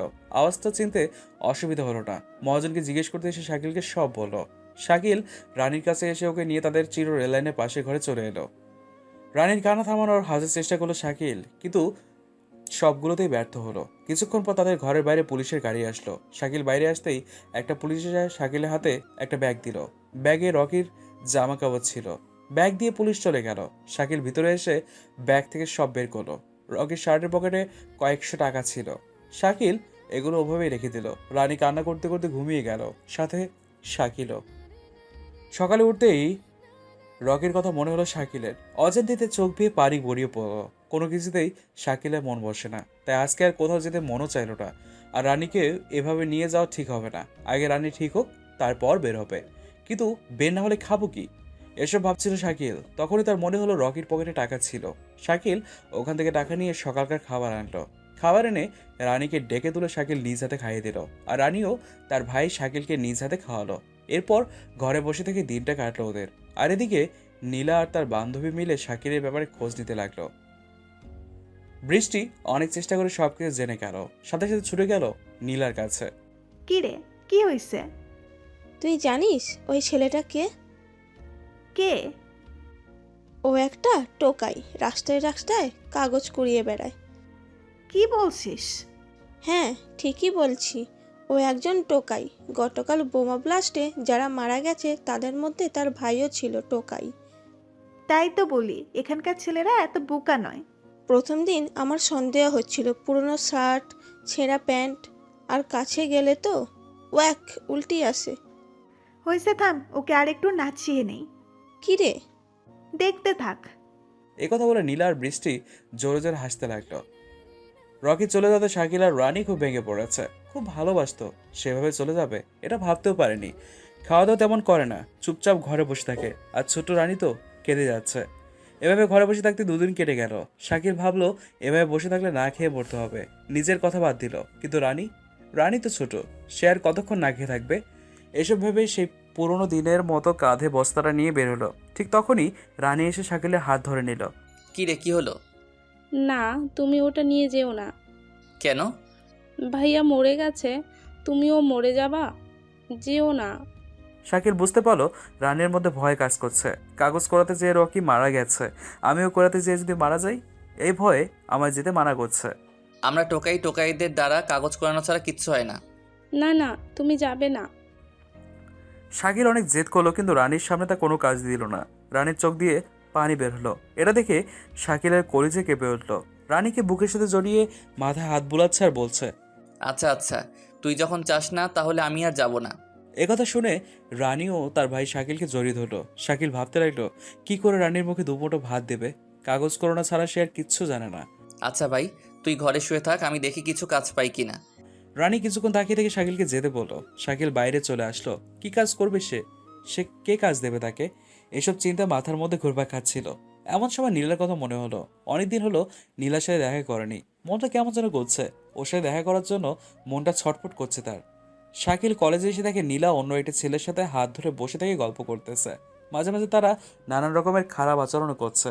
এটা দেখে মানতে পারল না শাকিল। প্রিয় মানুষটা যখন অন্য কারো হাত ধরে থাকে তখন দুনিয়াটা অন্ধকার হয়ে যায়। শাকিল দৌড়ে নীলার সামনে গেল। নীলা শাকিলকে দেখে খুব বিরক্ত হলো আর বলল, তুই এখানে? নীলা, এসব কি? তুমি না আমায় ভালোবাসো? রাস্তার ছেলে হয়ে আসছিস তুই এই নীলাকে ভালোবাসতে? তো সাহস তো কম না। তাই আমিও তোকে একটু মজা শিখিয়েছি। এটাকে তুই ভালোবাসা ধরলি? নীলা, এমন করো না, আমি সত্যি তোমায় ভালোবাসি। তোদের মতো ফকিরের মুখে ভালোবাসা মানায় না। আমি তোমায় ছাড়া বাঁচবো না। দূরে যা। ছি, গায়ের গন্ধে বমি আসে। টুকাই কোথাকার। আমি তোমার পায়ে পড়ছি, আমায় ছেড়ে যেও না। দূর হ, ফকিরের ঘরের ফকির। এই বলে নীলা বিরক্তিকর ভাব নিয়ে শাকিলের কাঁধে লাথি মারল। শাকিল ঝোল সামলাতে না পেরে মাটিতে পড়ে গেল। তুই আর কখনো আমার সামনে আসবি না। একথা বলে নীলা ছেলেটাকে নিয়ে চলে যেতে লাগলো। তখন শাকিল নীলার হাত ধরে নিল। নীলা, আমায় ছেড়ে যেও না। তোর সাহস কি করে হয় আমার শরীরে টাচ করার? ছি, আমার হাতটাই নষ্ট হয়ে গেল। শাকিল এবার কিচ্ছু বলল না, আর মাথা নিচু করে রইল। রাস্তায় অলিতে গলিতে কাগজপাতি কুড়িয়ে বেড়াস। তুই ভাবলি কি করে তোকে আমি ভালোবাসবো? শাকিলের কথা একদম হারিয়ে গেল। এই মুহূর্তে সে কি করবে সেটাও বুঝতে পারছে না। নীলাকে সে খুব ভালোবাসে, তাই তো ওকে এত করে আটকানোর চেষ্টা করছে। এই ছেলেকে দেখছিস? এর 5টা গাড়ি আছে, 2টা বাড়ি আছে, বিজনেস আছে। আর তোর কি আছে? রাস্তায় ঘুমাস, কুকুরের মুখে খাবার কেড়ে খাস। শাকিল নিঃশবে মাথা নিচু করে দাঁড়িয়ে আছে। আর কলেজের মাঠে সব ছাত্রছাত্রীদের মধ্যে নীলা শাকিলকে আচ্ছা মতো অপমান করছে। সে টোকাই বলে আজ তার এত অসম্মান। তার ভালোবাসার কোনো দাম নেই, টাকা নেই বলে তার কিচ্ছু নেই। নীলা শাকিলকে অপমান করছে তো করুক, সাথে কয়েকটা থাপ্পড় দিল। শাকিল অনেক চেষ্টা করলো নীলাকে আটকানোর, কিন্তু সবখানেই ফেল হলো। নীলা ছেলেটার হাত ধরে চলে গেল। আর আমাদের শাকিল, সে তো মাথা নিচু করে কলেজ থেকে বেরিয়ে আসলো। রাস্তায় হাঁটছে আর নীলার কথাগুলো ভাবছে। নীলার প্রতিটি কথা শাকিলের মনে বোমা হয়ে আঘাত করলো। শাকিলের নিষ্পাপ ভালোবাসা চূর্ণ বিচূর্ণ হয়ে গেল। টোকাই হওয়া কি শাকিলের অপরাধ? টোকাই বলে কি ভালোবাসতে পারবে না? টোকাই বলে কি মন প্রাণ কিচ্ছু নেই? নিজের মনের মধ্যে শাকিল হাজারটা প্রশ্ন জাগালো। চোখ দিয়ে পানি অঝরে বেরোচ্ছে। নীলাকে পাগলের মতো ভালোবাসায় কি দোষ ছিল তার? এসব ভাবতে ভাবতে শাকিল রানীর কাছে আসলো। এসে দেখে রানী একা খেলতেছে। রানীর হাতে দেখলো একটা লকেট। ভাইয়া আসছো? হুম, তুই ওটা কোনটি পাইল? তোমার বালিশের নিচে। দে ওটা। এটা কার ভাইয়া? আর তুমি এটাকে এত ভালোবাসো কেন? ভালোবাসতাম, কিন্তু এখন আর বাসবো না। কেন? যে মানুষ দুটো আমায় জন্ম দিয়েছে কিন্তু কাছে রাখতে পারিনি, তাদের স্মৃতি রেখে কী লাভ? এটা তোমার আব্বু আম্মুর? হুম, ছোটবেলা থেকে এটা আমার গলায় ছিল। যে আমায় বড় করেছে সে বলে এটা নাকি আমার বংশের প্রতীক। তাহলে গলায় না দিয়ে রেখে দাও কেন? হয়তো তাদের কাছে আমি বোঝা হয়ে দাঁড়িয়েছিলাম, নয়তো আমার জন্মে তারা দুজনের কেউ খুশি ছিল না, এই জন্যে আমায় রাস্তায় ফেলে গেছে। এটা তোমার গলায় থাকবে, খুব সুন্দর লাগে। মানে গলার মালা। একথা বলে রানী শাকিলের গলায় লকেটটা পরিয়ে দিল। আচ্ছা তুই বলতো, আমি কি তাদের কাছে এত বড়ই বোঝা হয়ে গেছিলাম যে আমায় রাস্তায় ফেলে গেল? রাস্তায় না থাকলে আমার ভাইয়া তো হতেই না। বুড়ি একটা। ভাইয়া, নীলার কি খবর? আপু ওরা বড় লোক, ওদের সাথে আমাদের মিলাই।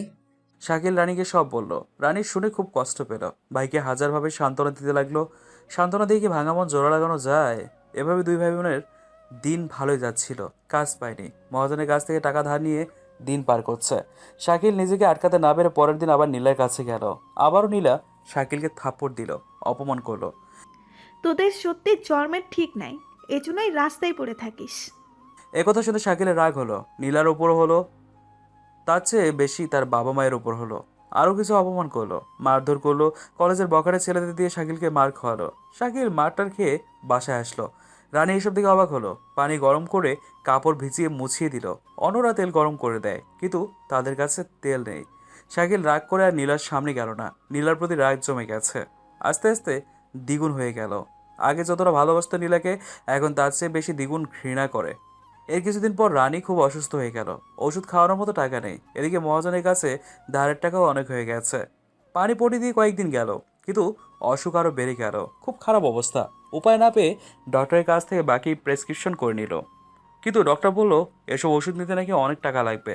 শাকিল প্রেসক্রিপশন নিয়ে ওষুধের দোকানে গেল, কিন্তু বাকি ওষুধ কিছুতেই দিতে চাইল না দোকানদার। ঠিক সেই সময় পাশ থেকে একটা মেয়ে বলে উঠল, আরে স্যার আপনি?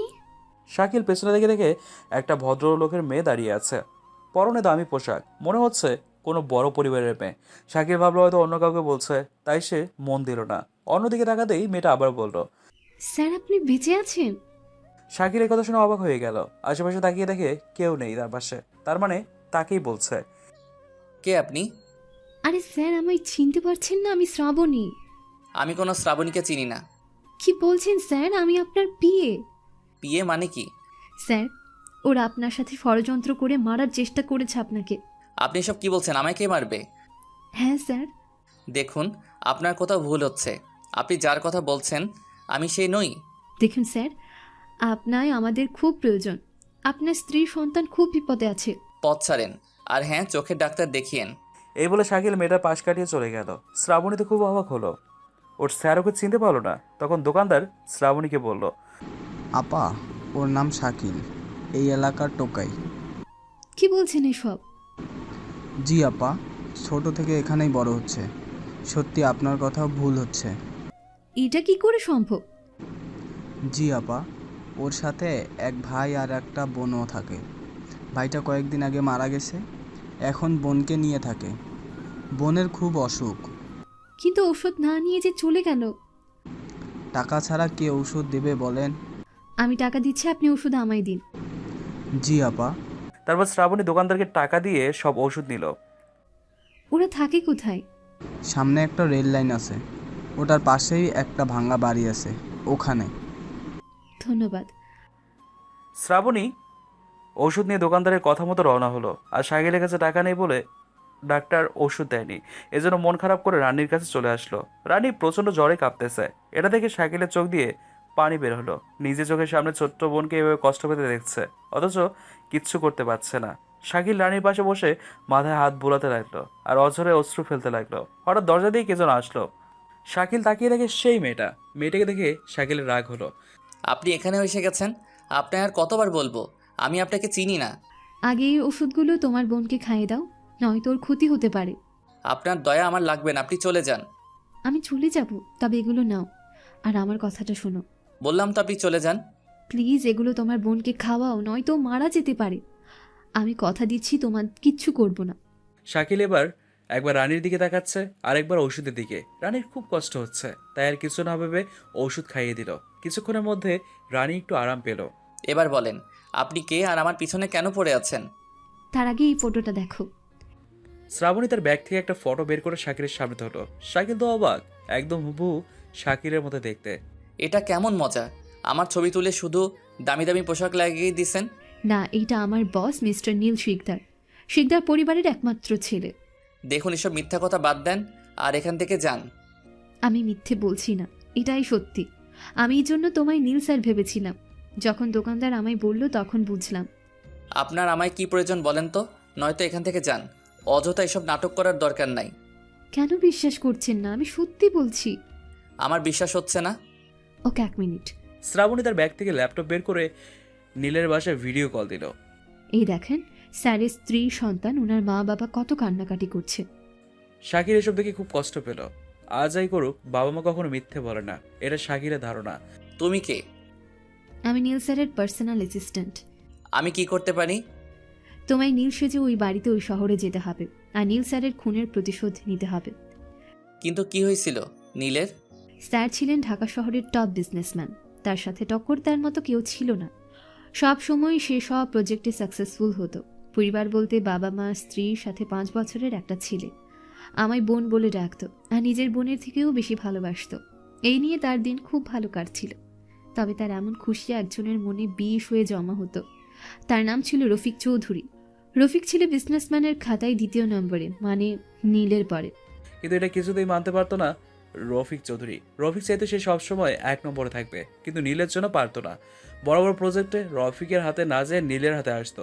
তখনও সে ছিল এক বিশাল প্রজেক্ট, প্রায় 800 কোটি টাকার প্রজেক্ট। প্রজেক্টটা রফিক নিতে চাইছিল, কিন্তু শহরের 1 নম্বরের খাতায় নীল থাকার কারণে রফিক পেল না, পেল নীল স্যার। নীল স্যার খুব খুশি হলো এত বড় প্রজেক্ট হাতে পেয়ে, কিন্তু রফিকের খুব রাগ হলো এত বড় প্রজেক্ট হাতছাড়া হয়ে। নীল স্যার প্রজেক্ট পাওয়ার সাথে সাথেই কাজে লেগে যায়, আর এদিকে রফিক একের পর এক ষড়যন্ত্র করতেই থাকে। নীল স্যার যেমন সাহসী, শক্তিশালী, তেমনি বুদ্ধিমানও ছিলেন। রফিকের একের পর এক সব ষড়যন্ত্রকে উপেক্ষা করে সামনে এগোতে লাগলেন। প্রজেক্টটা প্রায় শেষের দিকে। এমন সময় এক রাতে আমি কয়েকজন কর্মচারী আর নীল স্যার অফিসে বসে যেই প্রজেক্টের ফাইল দেখছিলাম, হঠাৎ স্যারের ফোনে কল আসে আর আমায় বলে ফাইলগুলো গুছিয়ে রাখতে। আমি কারণ জিজ্ঞেস করতেই স্যার বলল তার মেয়ের শরীর নাকি খুব খারাপ। আমি ফাইলগুলো গোছাতে লাগি, তখন স্যার গাড়ি নিয়ে বেরিয়ে পড়েন। আমি বাকি কাজ শেষ করে দারোয়ান চাচাকে গেট লাগাতে বলে আমি বাসার দিকে রওনা হই। রাস্তায় আসতে হঠাৎ ম্যাডামের ফোন আসে আর জিজ্ঞেস করে তোমার ভাই কোথায়। আমি কিছুটা অবাক হয়ে বলি আপনি তো নাকি ফোন করে ডাকলেন, তাই তো কাজ রেখে চলে গেল। তখন ম্যাডাম জবাব দিলেন সে নাকি ফোন করেনি আর তার মেয়েও নাকি সুস্থ। এসব কিছু আমার মাথার উপর দিয়ে যায়, কিচ্ছু বুঝতে পারছিলাম না কি করব। আমি বাসায় না যেয়ে ম্যাডামের বাসায় চলে আসলাম। স্যারের বাবা পুলিশকে ফোন করে। পুলিশ চারদিকে তন্ন করে খোঁজে, কিন্তু কোথাও পায় না। সকালে রাস্তার পাশে এক বড় গাছের সামনে নীল স্যারের গাড়ি পাওয়া যায়, কিন্তু গাড়ির মধ্যে কেউ ছিল না। চারদিকে কান্নার রোল পড়ে যায়। সবার ধারণা নীল স্যার মারা গেছে, কিন্তু আমার মনে একটু খুঁতখুঁতি থেকে গেল। পুলিশ গাড়িটা সার্চ করে দেখলো গাড়ির ব্রেক ফেল। রাস্তার পাশে নদী ছিল আর গাড়ির কাছে রক্ত পড়তে পড়তে নদী পর্যন্ত গেছে। পুলিশ অনেকগুলো ডুবুরিকে নিয়ে এসে নদী থেকে খুঁজতে লাগিয়ে দেয়, কিন্তু কোথাও পাওয়া যায় না। এরপর থেকে আজ 15 দিন হলো নীল স্যারের কোনো খোঁজ পাওয়া যায়নি। উপর থেকে অর্ডার দিছে 1 মাসের মধ্যে নীলকে খুঁজে না পেলে এই প্রজেক্টে ফেরত নেওয়া হবে। আর একবার এই প্রজেক্ট রফিকের হাতে গেলে শহরের অনেক মানুষের ক্ষতি হবে। কেন? কারণ এটা যেমন তেমন প্রজেক্ট নয়, এতে অনেকের ক্ষতি হওয়ার সম্ভাবনা আছে। আর রফিক তো এমনিতেই মানুষকে জানোয়ারের মতো মারে। প্লিজ শাকিল, তুমি শুধু একবার চলো আমার সাথে। না, আমি এসবের মধ্যে নাই। আমি একটা সাধারণ ছেলে, সাধারণই থাকতে চাই। দয়া করো শাকিল, তুমি যদি নীল হও তাহলে তার বাবা মা তাদের আদরের ছেলেকে পাবে আর তার মেয়ে পাবে তার বাবাকে। কিন্তু এসব তো পাপ। অন্যের সাথে এমন অভিনয় করা পাপ। তাছাড়া উপায় নেই। আমার মন বলছে নীল স্যার এখনো বেঁচে আছে। ওকে আমাদের খুঁজে বের করতে হবে। আমি যেমন আছি তেমনই ভালো, তুমি চলে যাও। প্লিজ শাকিল, ওর পরিবারকে বাঁচাও। পরিবারের কি হয়েছে? নীল স্যার হারানোর পর থেকে একের পর এক আক্রমণ হচ্ছে স্যারের পরিবারে। বিভিন্ন অপরাধী করছে আর তাদের উপর হামলা হচ্ছে। জানি না কি হচ্ছে। আমি এখানে একটা কাজে এসেছি। দেখুন, আপনায় হাত জোর করে বলছি, আমায় জোর করবেন না। আমি আমার বোনকে নিয়ে এভাবেই বাঁচতে চাই। তুমি কি চাও না তোমার বোন বড় স্কুলে পড়ুক, তোমার নাম উজ্জ্বল করুক? হ্যাঁ চাই, কিন্তু অন্যের জন্য আমার বোনকে হারাতে পারবো না। তোমার বোনের কিচ্ছু হবে না, তোমার বোনকে আমি আমার কাছে রাখবো। কেন বুঝতে চাচ্ছেন না? আমি একটা সাধারণ ছেলে, আমি এসবের মধ্যে জড়াতে চাই না। সাধারণ থেকে অসাধারণ হওয়ার সময় এসে গেছে। আমি চাই না। প্লিজ প্লিজ তুমি নীল স্যারের কাজটাকে সম্পূর্ণ করে দাও আর ওর পরিবারকে বাঁচাও। শাকিল আর শ্রাবণীর কথা শুনে রানী উঠে পড়ে। রানী শুয়ে থেকে তাদের কথা বোঝার চেষ্টা করে, কিছুটা বুঝতে পারছে। তখন রানী শাকিলের হাত ধরলো। শাকিলের হাত ধরে হাতের দিকে তাকিয়ে দেখে রানী। রানী তুই? এটা কে ভাইয়া? এ হচ্ছে। শাকিল বলতে যাবে এমন সময় শ্রাবণী বলল, আমি তোমার ভাইয়ার বন্ধু। হুম। আমি শুনলাম এই আপু নাকি তোমার কাছে সাহায্য চাচ্ছে। হ্যাঁ। ভাইয়া, অন্যকে সাহায্য করা ভালো। শুনেন, আমি এখন যাব, কিন্তু পরে যখন জানতে পারবে যে আমি তাদের নীল নই, এতদিন আমি অভিনয় করছি, তখন কি হবে ওদের একটু ভেবেছেন? তখন সেটা দেখা যাবে, এখন চলো।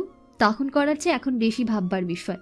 কিন্তু শাকিল যতবারই না বলে শ্রাবণী ততই জেদ করে। অবশেষে রানীর মুখের দিকে তাকিয়ে শাকিল রাজি হলো, কিন্তু একটা কথা শাকিলের মাথায় ঢুকছে না। একটা কাজ সম্পূর্ণ করার জন্য এত জেদ করছে কেন?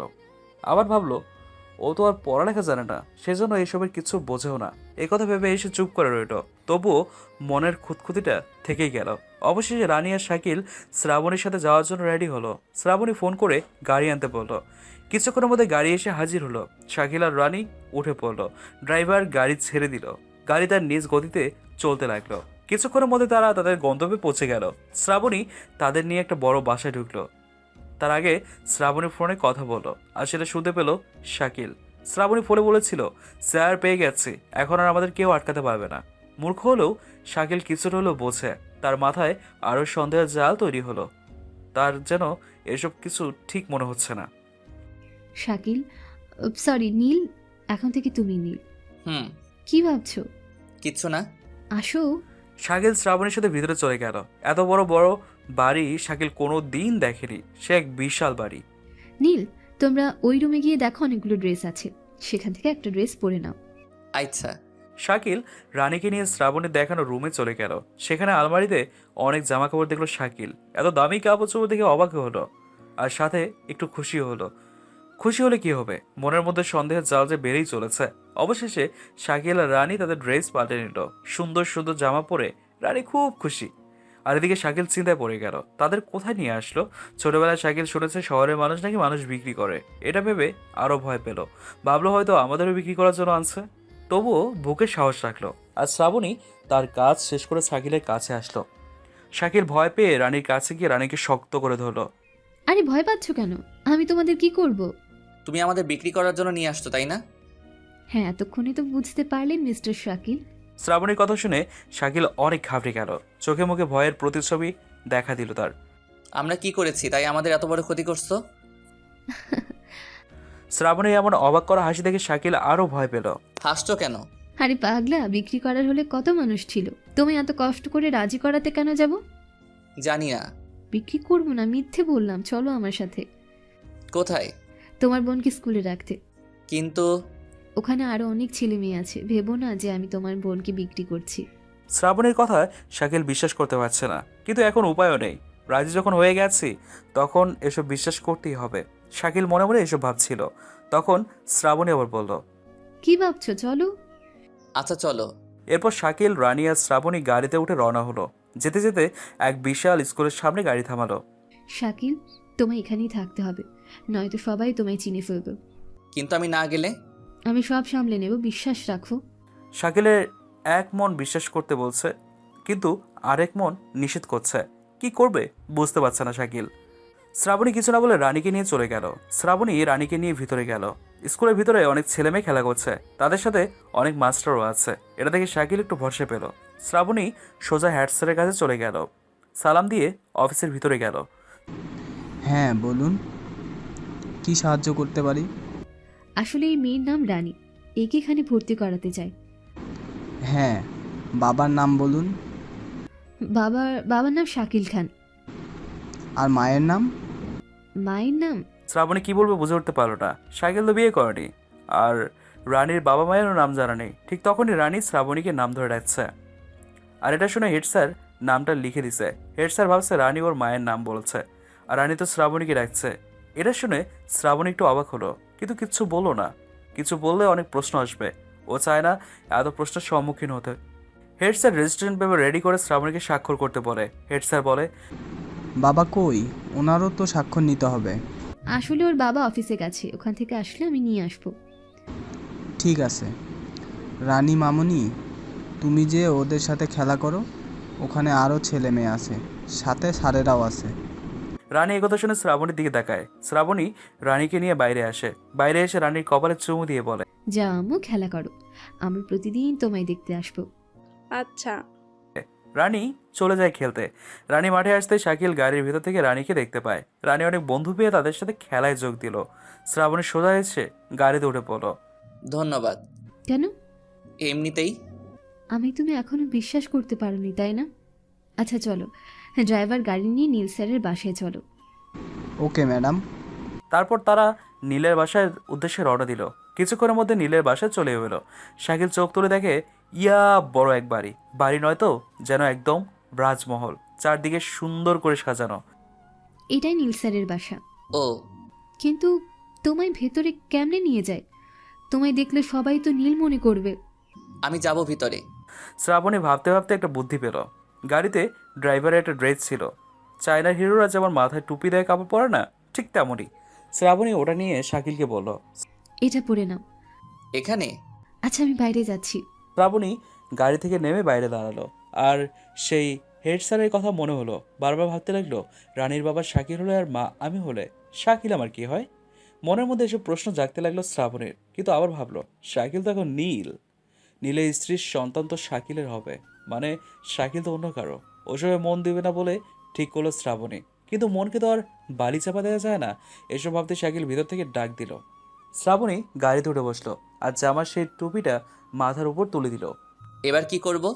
এই নাও, মাস্কটা পরে নাও। শাকিল মাস্ক পরে নিল। শ্রাবণী নিজেই সানগ্লাস পরে দিল। এখন শাকিলকে দেখলে কেউ সহজে চিনতেও পারবে না।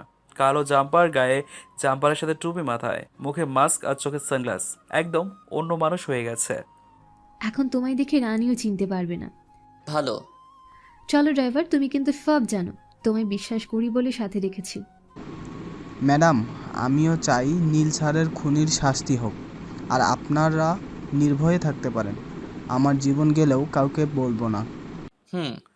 শ্রাবণী আর শাকিল গাড়ি থেকে নেমে গেটের সামনে গেল। গেটের সামনে অনেকগুলো দারোয়ান আর যন্ত্রপাতির অভাব নেই।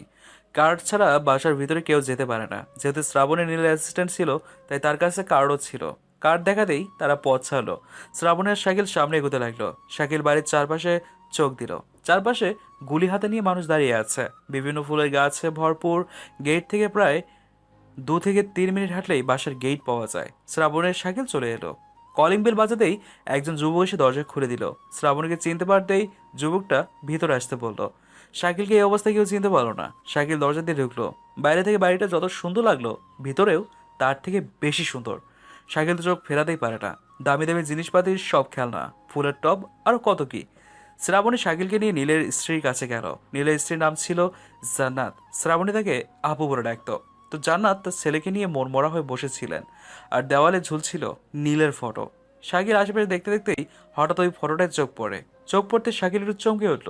এখন একটুখানি বিশেষ হলো শ্রাবণীকে। আপু কেমন আছো? কে? ও শ্রাবণী, তুই? আলহামদুলিল্লাহ ভালো, তুই কেমন আছিস? আমি আলহামদুলিল্লাহ ভালো। এটা কে? আমার বন্ধু, এদিক দিয়ে যাচ্ছিলাম, তাই ভাবলাম তোমাদের সাথে একটু দেখা করে যায়। ভালো, তা চাকরি কি পেলি? কেন? তোর ভাইয়া তো আর নেই, তা তুই কি করবি? ওসব কথা বাদ দাও, আন্টি কই? রুমে দেখ। আচ্ছা শাকিল, আসো। শ্রাবণী শাকিলকে সাথে করে নিয়ে পাশের রুমে চলে গেল। পাশের রুমে এসে দেখে নীলের মা নীলের ফটো নিয়ে কান্না করছিল। শ্রাবণী তাদের সাথেও কথা বললো। এসব দেখে শাকিল পুরো অবাক। শ্রাবণী যা যা বলেছে সব ঠিক। শাকিলের কাছে শ্রাবণীর সব কথা সত্যি বলে মনে হলো। তারপর বিদায় নিয়ে আবার গাড়িতে এসে বসলো। এবার এগুলো খুলো। হুম, কি মিস্টার, এবার বিশ্বাস হলো তো? কিন্তু একটা কথা, বলে ফেলো।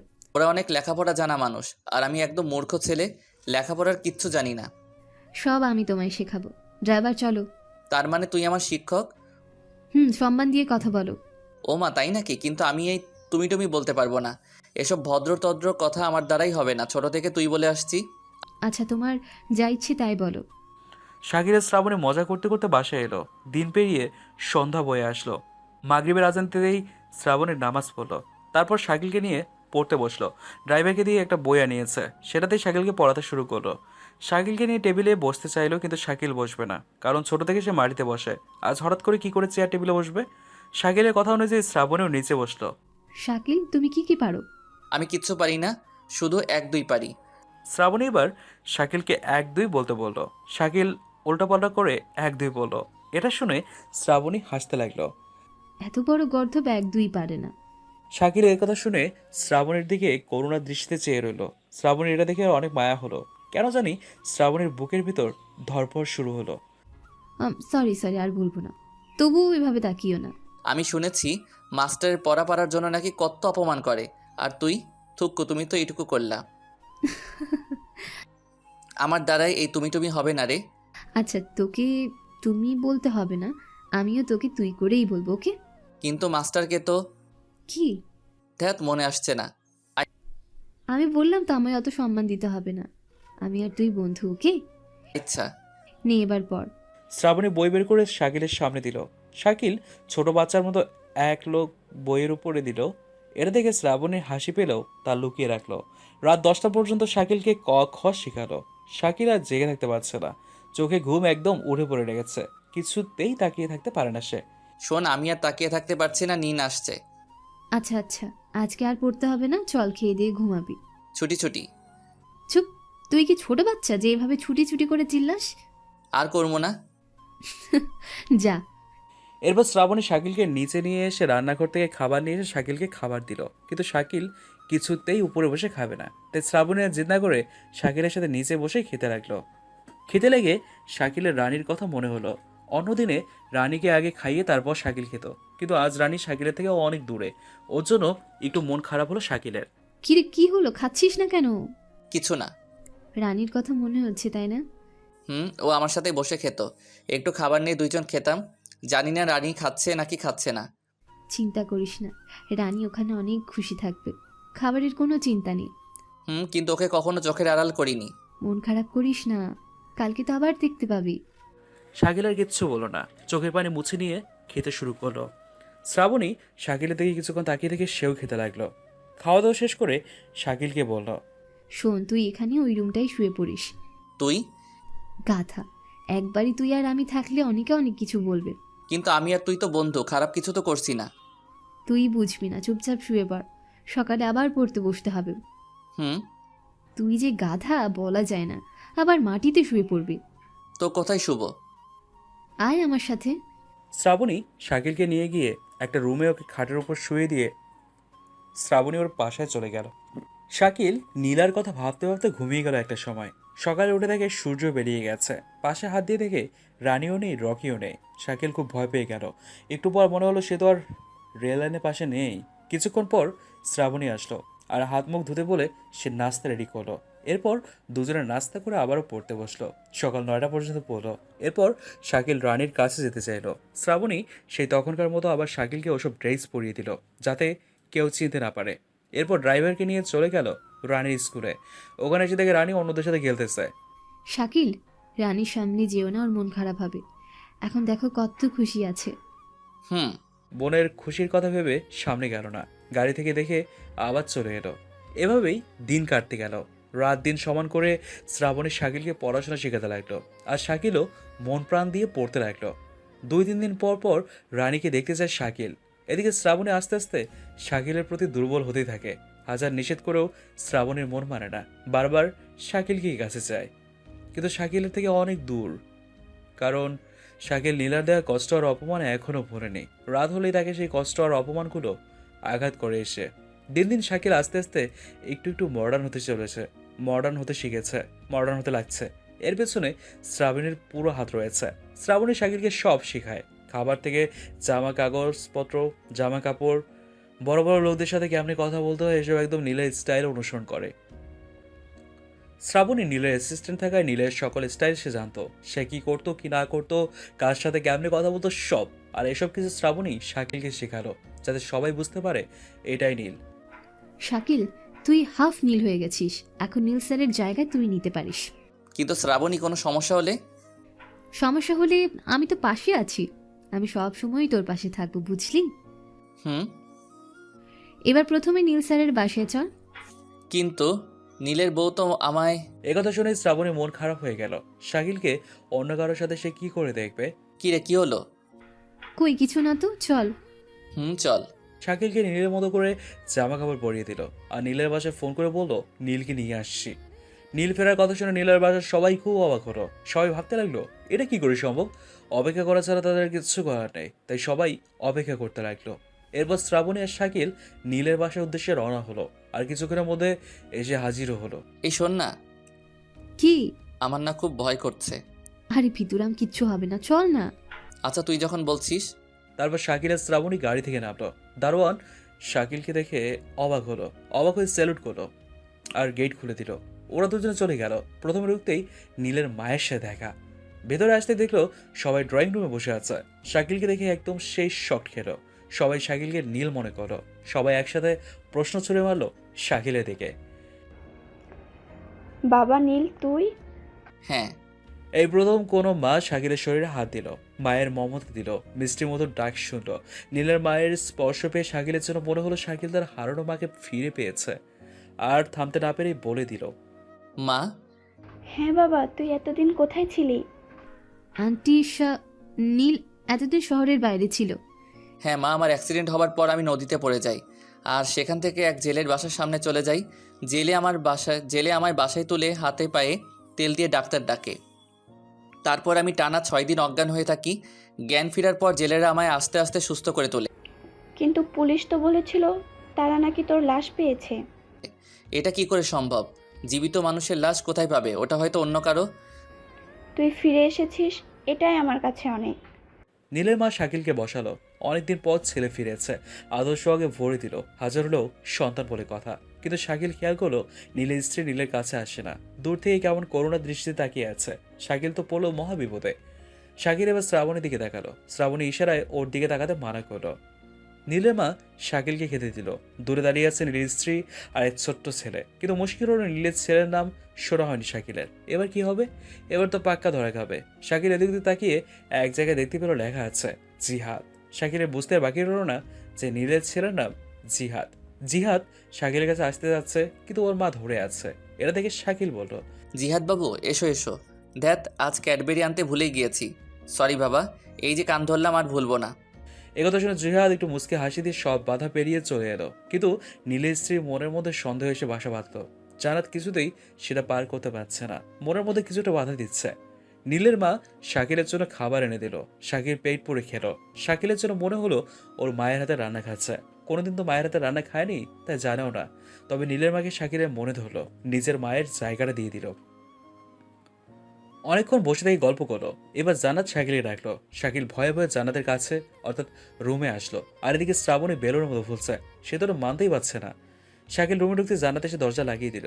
এটা দেখে তো শাকিল আরও শেষ, কি করবে বুঝে উঠতে পারলো না। তুই কি সত্যিই নীল? জান্নাতের মুখে এমন অবাক করার কথা শুনে শাকিল অবাক হলো। তাহলে কি জান্নাত সব জেনে গেছে? তাহলে তো আমার রক্ষে নেই। ভয়ের সাথে সাথে এসব চিন্তা ভাবনা মাথায় ভিড় জমালো শাকিলের। কি হলো? তোর কি মনে হয়? এই, তুমি কি সব ভাষা বলছো? আগে তো এসব একদম বলতে না। না মানে আসলে জেলেদের ভাষায় তুই তোকার, ওখান থেকে আমিও শিখে গেছি। ও, আমার মনে হলো তুমি আত্মা টাত্মা নও তো। কি আমি আত্মা, তাই না? আচ্ছা আমি গেলাম, তুমি থাকো। একদম আগের মতোই রাগিয়ে আছো। জান্নাতের কথা শুনে শাকিল আবার অবাক হলো। শাকিল জানতোই না যে নীল রাগে ছিল।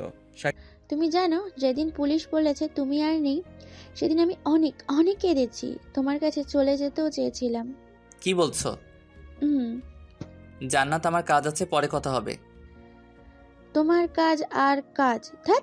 শাকিল কোনো রকমের বাহানা দিয়ে সেখান থেকে চলে আসে। আর নীলের মাকেও কোনো না কোনো বাহানা দিয়ে শ্রাবণকে নিয়ে চলে এলো। শাকিল শ্রাবণের হাত ধরে টেনে এনে গাড়িতে বসলো। কি করছিস? কেউ দেখলে কি বলবে? তাতে আমার কিচ্ছু যায় আসে না। পাগল হলি নাকি? আমি এটা পারবো না। এমন করে মানুষের ইমোশনাল নিয়ে খেলতে পারবো না। আমার দ্বারা এটা হবে না। কি বলছিস এসব? হ্যাঁ ঠিকই বলছি। তুই কেন এমন একটা জঘন্য কাজ করতে চাচ্ছিস একটু বলবি? আমি শুধু এই পরিবারকে বাঁচাতে চাই। কী জন্যে? নীল স্যারের যত প্রজেক্ট, যত সম্পদ, যত টাকা সব এখন ওই রাফিক হাতাতে চায়। কিন্তু আমার জানা মতে নীলের সম্পত্তি তো তার স্ত্রী সন্তান পাবে। সব আইনের খেলা। নীল স্যার যখন অবিবাহিত ছিলেন তখন একটা প্রজেক্ট আসে, আর সেটাও ছিল অনেক বড় মাপের। তখন স্বাক্ষর করতে হয় যে নীল স্যার এই অবস্থায় মারা গেলে তার সকল জায়গা, জমি, টাকা পয়সা সব সরকারের নামে হবে। এটা ছিল রফিকের চালাকি করে তাকে স্বাক্ষর করে নেয় তাতে। আর বিয়ের পর নীল স্যার যেদিকে কোনো খেয়াল দেননি। এখন স্যার মারা যাওয়ার পর রফিক চৌধুরী সেটাকে প্রধান অস্ত্র হিসেবে ব্যবহার করছে। এটা তো অন্যায়, আইন তো এটাকে মানবে না। আইন শাকিল, এখানকার আইন সবার পকেটে থাকে। যার যত টাকা তার কাছে তত আইন। কিন্তু আমি কি করতে পারি? তুমি যে নীল হয়ে বাসা থেকে ঘুরে আসলে এটা মিডিয়া জানবে, আর সাথে রফিক চৌধুরীও জানবে। এটাই হবে আমার অস্ত্র। আমার এসব কিছু ঠিক মনে হচ্ছে না। একটা পরিবারের সাথে এমন মিথ্যে অভিনয়, তাদের ইমোশনাল নিয়ে খেলা ঠিক নয়। আমি পারবো না। তুই শুধু তাদের ইমোশনাল দেখলি, তাদের জীবন যে বিপদে পড়ে আছে এটা দেখলি না। ওই রফিক এতদিন ধরে নীল স্যারের প্রতি রাগ পুষে রেখেছে। এখন কি এত সহজেই তার পরিবারকে ছেড়ে দেবে? আমরা অন্য রাস্তায় ব্যাক করব। হবে না, কোনো রাস্তা নেই। আমি সব দিকে চেষ্টা করেছি, আর তুই এখন নীল প্রমাণ হয়ে গেছিস। যখন তারা জানতে পারবে যে তাদের সাথে এমন অভিনয় করা হয়েছে, তখন তাদের কতটা কষ্ট হবে ভেবেছিস? তখন কষ্ট নয়, আমাদের প্রতি ঘৃণা হবে। তাই আমি আর তুই ওদের থেকে অনেক দূরে চলে যাব। অন্তত তারা তো সেফ থাকবে। তুই নীলের জন্য কেন এত কিছু করছিস? জীবনে প্রথম কাউকে ভাইয়া বলে ডাকতে পেরেছি। আমার কোনো ভাই ছিল না। আমি জন্ম হওয়ার পর আমার মায়ের একটা অসুখ হয়, আর ডাক্তার বলে আম্মু আর সন্তান নিতে পারবে না, নিতে চেষ্টা করলে মারা যেতে পারে। এই ভয় আর সন্তান নেইনি। ভাই পাবার খুব ইচ্ছে আমার ছোট থেকে। একটা ভাই থাকলে তাকে ভালোবাসতাম, খেলতাম, কিন্তু বড় হয়ে কারণ জানতে পারি। একদিন রাস্তা দিয়ে যাচ্ছিলাম, হঠাৎ কয়েকটা লোক আমায় ঘিরে ধরে। তখন আমি ক্লাস 10-এ পড়ি। আমি ভয় একদম কান্না শুরু করে দেই। সেই দিক দিয়ে নীল স্যার যাচ্ছিল। আমার এই অবস্থা দেখে গাড়ি থেকে নেমে আমায় সেই লোকগুলোর হাত থেকে বাঁচায়, আর বলে বোন তোর আর কিচ্ছু হবে না, আমি আছি। সেদিন আমি খুব খুশি হই। নীল স্যার আমায় আমার বাসায় নিয়ে গিয়ে নামিয়ে দিয়ে আসেন। তারপর? প্রায় আমাদের বাসায় যেত। একদিন আমি জানতে পারি স্যারেরও নাকি বোন নেই, তাই আমি ভাইয়া বলে ডাকি। নীল স্যার আমায় বোন বলে মাথায় হাত বুলিয়ে দেয়। আস্তে আস্তে ভাই বোনের সম্পর্ক বেড়ে যায়। আমাদের নিয়ে আসতে চাইছিল নীল স্যারের বাসায়, কিন্তু আমি রাজি হইনি। আমি বলি আজ থেকে 3 বছর পর আমি তোমাদের বাসায় যাব একেবারে। ভাইয়াও রাজি হয়। এসএসসি পাশ করতে আমায় চাকরি দেয় ভাইয়ার অ্যাসিস্ট্যান্ট হিসেবে। আমি স্যার বলেই ডাকতাম। অবশ্যই এটার জন্য অনেক বকাও খেয়েছি। কেন? ভাইয়া বলে ডাকতে বলতো, কিন্তু আমি অফিসে স্যার বলতাম, আর বাইরে ভাইয়া। আজ 3 বছর পূর্ণ হতে চলল, কিন্তু সে ভাইয়া আর রইল না। তাই আমি তার পরিবারকে সেফ রাখতে চাই। ও ড্রাইভার চলো। শ্রাবণী বলাতে ড্রাইভার গাড়ি স্টার্ট দিল, আর গাড়ি তার নিজ গতিতে চলতে লাগলো। শাকিল ভাবনা জগতে হারিয়ে গেল। তার মাথায় একটা কথা ঘুরপাক খাচ্ছে, সে যা করছে এটা কি ঠিক করছে নাকি অন্যায় করছে? এই একটা প্রশ্নের উত্তর খুঁজে পাচ্ছে না শাকিল। আর শ্রাবণী গাড়ির সিটে হেলান দিয়ে শাকিলের চিন্তা মাখা মুখখানি দেখছে আর মনে মনে হাসছে। গাড়ি কিছুতে যাওয়ার পর হঠাৎ ব্রেক করলো, যার ফলে শাকিল আর শ্রাবণী দুজনেই খুব জোরে চমকে গেল। এত জোরে থামালে কেন? ম্যাডাম, সামনে কয়েকটা লোক হাতে অস্ত্র নিয়ে দাঁড়িয়ে আছে। কি বলছো কি? নিশ্চয়ই ওরা শাকিলের জন্য এসেছে। তাই হবে হয়তো। সামনে তো আর এগোনো যাবে না। শাকিল, তুই একদম গাড়ি থেকে নামবি না। এতে আমার যা কিছু হবে হোক, তুই নামবি না। কিন্তু কেন? আর যা বলছি তাই করবি। একথা বলে শ্রাবণী গাড়ি থেকে নেমে গ্লাস লাগিয়ে দিল। শাকিল কিছু না ভেবে নিচের দিকে মাথা নিচু করে বসে রইল। শ্রাবণী এক পা করে ওই লোকদের কাছে গেল। কে তোমরা, আর এভাবে পথ আটকে দাঁড়িয়ে আছো কেন? হ্যালো ম্যাম, কি খবর? শ্রাবণী তাকিয়ে তো ভয় পেয়ে গেল। রাসেল কেন এখানে? রাসেল মানে রফিক চৌধুরীর চেলা, যে মাঝে মধ্যে শ্রাবণীকে নোংরা নোংরা কথা বলে, বিয়ে করতে চায় ইত্যাদি। রাসেল তুই? ঠিক চিনেছিস জানেমান। আমি না বুঝতে পারি না, আমাদের মাঝে এত মিল থাকা সত্ত্বেও তুই কেন আমায় বিয়ে করতে রাজি হোস না? কারণ তুই একটা নোংরা ছেলে। আরে রাখ তোর নোংরা ছেলে। পৃথিবীতে সবাই নোংরা, তবে সেটা কেউ সবার সামনে প্রকাশ করে আর কেউ আড়ালে করে। তুই আড়াল করে দেখা দেখি। পারলে আমায় বিয়ে করবি তো? বাজে কথা বাদ দে, আগে বল পথ আটকেছিস কেন? সেটাই ভালো। শুনলাম তুই নাকি তোর নীল ভাইকে বের করছিস, আবার ওর বাসায় নাকি গেছিলি। হ্যাঁ গিয়েছিলাম তো। তোর কি সমস্যা? তোর মাথায় মনে হয় পুরোই গেছে। নীলকে তুই পাবি কোথায়? ও তো কি? ও কি? বল, ও কি? না কিছু না। বল। অনেকক্ষণ হলো শাকিল গাড়িতে একা একা বসে আছে, কিন্তু এখনও শ্রাবণী আসার কোনো নাম নেই, কোনো কথাই নেই। মাথা তুলতেই সামনে চোখ পড়লো আর দেখলো শ্রাবণীর হাত ধরে একটা ছেলে টানাটানি করছে, আর তার পাশে বেশ কয়েকজন গুন্ডা দাঁড়িয়ে আছে। এটা দেখেই শাকিল আর থাকতে পারো না, সামনের কার দরজা খুলে শাকিল বের হলো। আর তখন শাকিলের কানে আসলো, চলো সোনা, আজ তোর সাথে বাসর করব। ছাড় আমায়, ছাড় বলছি। এই তোরা কি দেখছিস? হাত পা বেঁধে গাড়িতে ওঠা। এই ভাই এত তাড়া কিসের? গাড়ি তো আমারও আছে। শাকিলের কথা শুনে শ্রাবণী সহ সবাই কিছুটা অবাক হয়ে পেছনে দেখালো। রাসেল তো একদম শক খেলো, নীল এখানে কি করে আসলো, এটা কেমন সম্ভব? রাসেলের মাথায় এইসব প্রশ্ন জাগতে লাগলো। গাড়ি আমারও আছে, শুধু মেয়েটাকে তুলতে হবে, তাহলেই আমার গাড়ি পরিপূর্ণ হবে। এই কে তুই? চিনতে পারছিস না কে এটা? তোরা তো আগে থেকেই বোকা। আর হ্যাঁ, বিশ্বাস না হলে ওর হাতে একটা ঘুষি খেয়ে দেখতে পারিস। এই নকল নীল, আমি জানি তুই নীল না। আচ্ছা বল তো, প্লাস্টিক সার্জারি করেছিস নাকি মুখোশ? প্লাস্টিক সার্জারি করলে তো নীলের প্রয়োজন হতো, নীল তো তোদের কাছে নাই। আচ্ছা, তুই এতটা কনফার্ম হয়ে কেন বলছিস যেটা নীল নয়? আমরা জানি এটা নীল নয়। নীল তাহলে কোনটা? আমাদের সোনা, তুমি তো ভালোই বুদ্ধিমান। সিআইডিতে চান্স পাওয়ার কথা ছিল, বাজে কথা বন্ধ কর। কিন্তু আমি এতটা বোকা নই। আজ তোকে ছাড়লাম জানু, এরপর ছাড়বো না, তোকে বিয়েই করে ছাড়বো।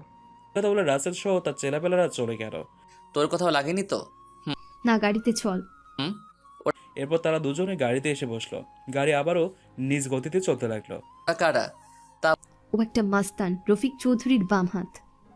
বুঝলাম, কিন্তু তোর সাথে কি সম্পর্ক? না মানে তোকে তো তুই বলেছিল। হ্যাঁ, আজ থেকে কয়েক বছর আগে থেকেও ও আমার পেছনে পড়ে আছে, আমায় নোংরা নোংরা অফার দেয়, খারাপ খারাপ কথা বলে। আমি যখন নীল ভাইয়াকে সব বললাম তখন নীল ভাইয়া ওকে প্রচুর মারে। তারপর থেকে ও আবার আসে, কিন্তু এবার অফার নয়, সোজা বিয়ের কথা বলে। তো করে নে, কতদিন আর একা থাকবি? মার খাবি। ওর মতো একটা মাস্তানকে আমি কখনো বিয়ে করব না।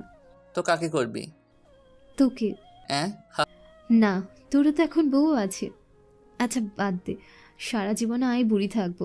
হা হা। এত হাসিস না, বাসায় এসে গেছি না। হুম। কি?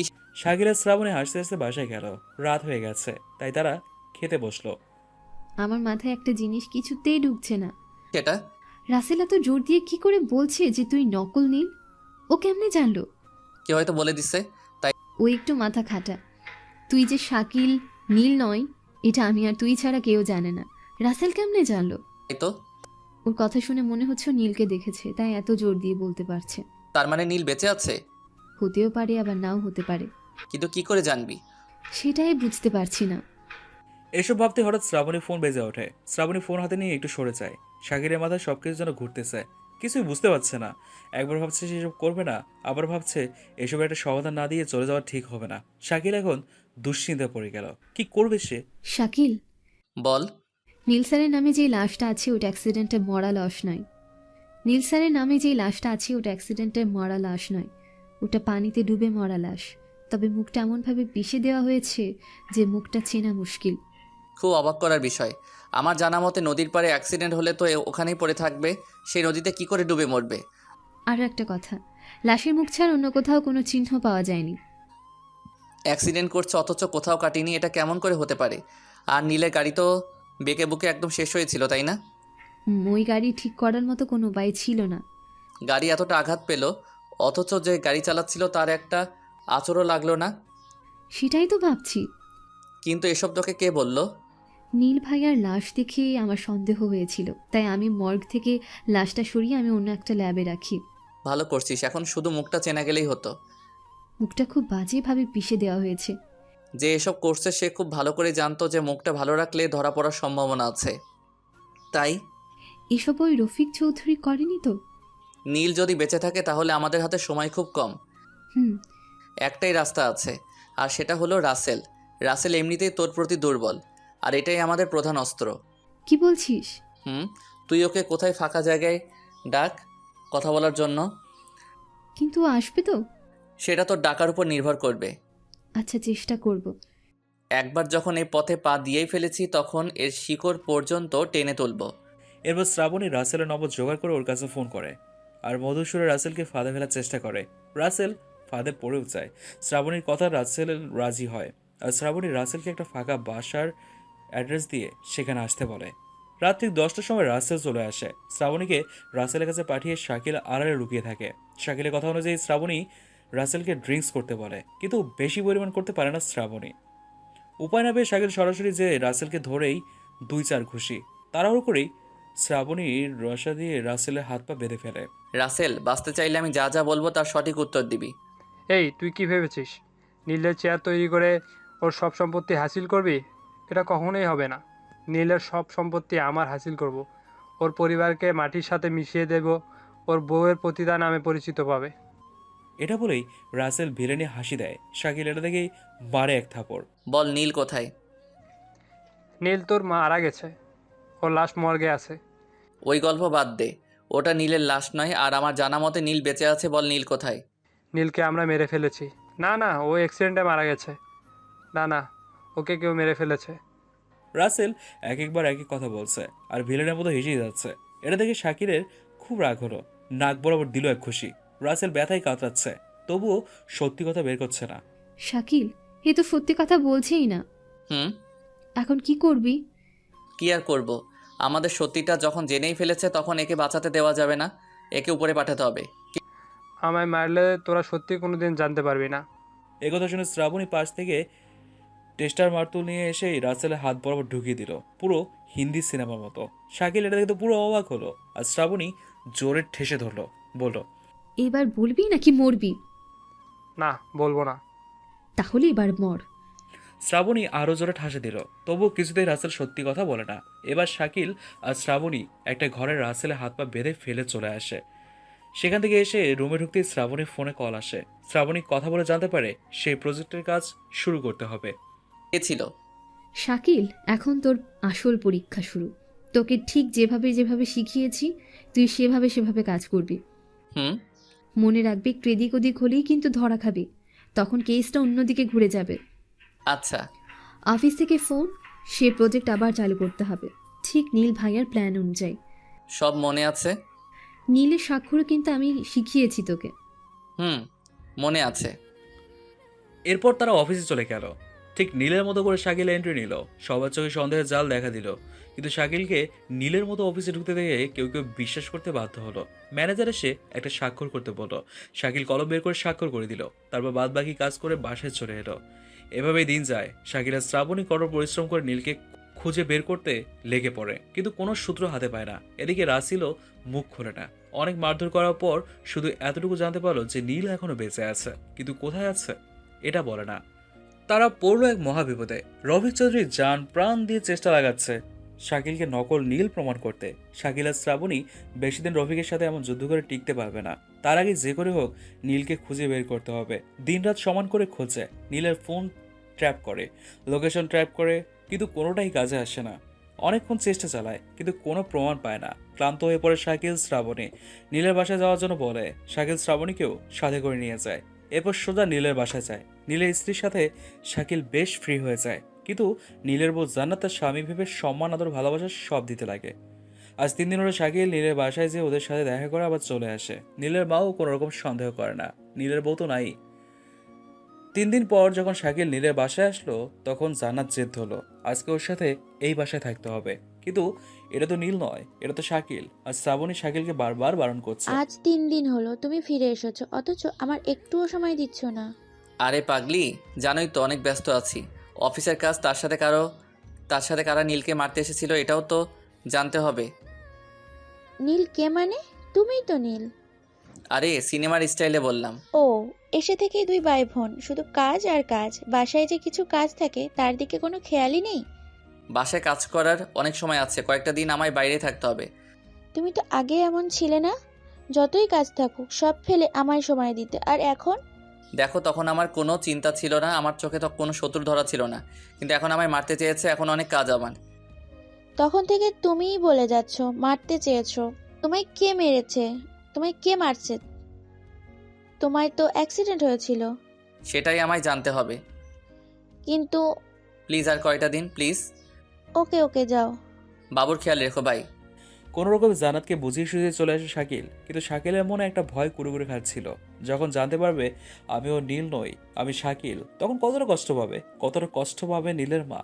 শাকিল এমন একটা পরিবার পেয়ে নিজের পরিচয় ভুলেই যায়, ভেবেই নেয় সেই বাড়ির একজন ছেলে, নীলের মা তারও মা। কিন্তু সেই ভয়টা বারবার তাকে কষ্ট দিচ্ছে।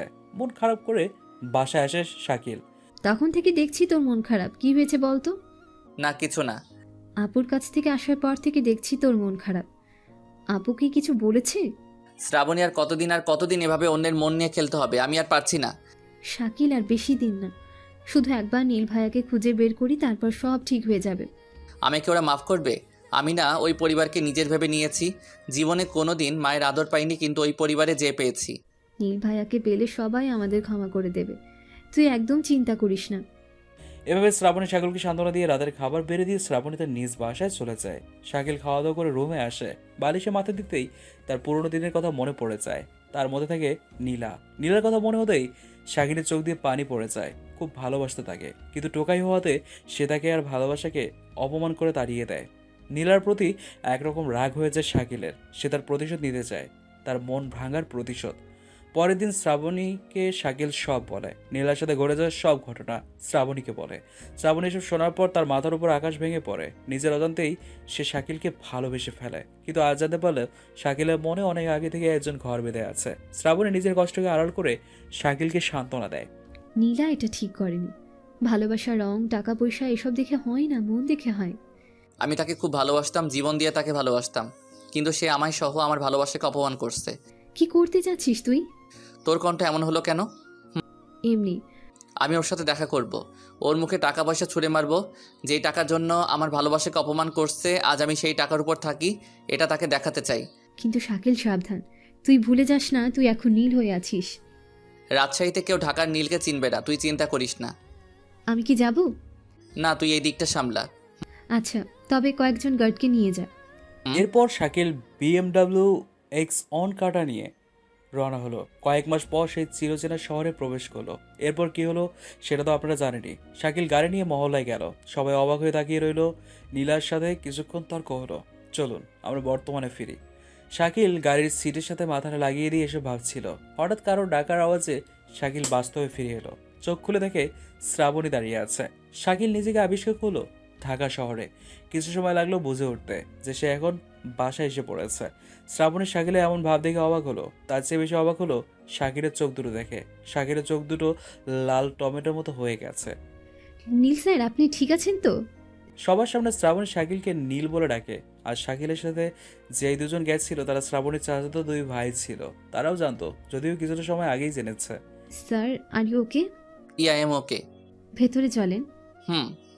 এরপর শ্রাবণী শাকিলকে ভিতরে নিয়ে এসে বেডরুমে শুয়ে দেয়। আর এদিকে নীলা শাকিলের এমন আচরণ দেখে পাগলের মতো হা করে দাঁড়িয়ে থাকে। তার মধ্যেও প্রতিশোধের আগুন জ্বলে ওঠে। আজ পর্যন্ত কেউ ওকে এভাবে অপমান করেনি। রাগে গজগজ করতে করতে উপরে চলে আসে। এদের কাহিনী পাশ থেকে রবিক চৌধুরী দেখতে পায়। রবিক চৌধুরী কেন এখানে, এটা পরে জানতে পারবেন। রবিকের মনে প্রশ্ন জাগে, নীলার সাথে কি শত্রুতা? নীলার সাথে কেন কথা বলবে নকল নীল? রবিক চৌধুরী সে বাড়িতে আসলো আর নীলাকে ডেকে কথার ছলে বলে দিল, নীলের সাথে তোমার কি সম্পর্ক? না মানে নীলকে তুমি কেমন করেছিল? এই নীলকে? আর কার কথা বলছেন? না আসলে ওর সাথে কথা বলে তো তাই বললাম আর কি। নীল নাম তো প্রথম শুনলাম। আর কার সাথে কথা বললাম? এরা শুনে রবিক চৌধুরীর মনে বিশাল প্রশ্ন ভিড় জমায়। একটু আগে কার সাথে কথা বললে? ও ও নীল হতে যাবে কেন?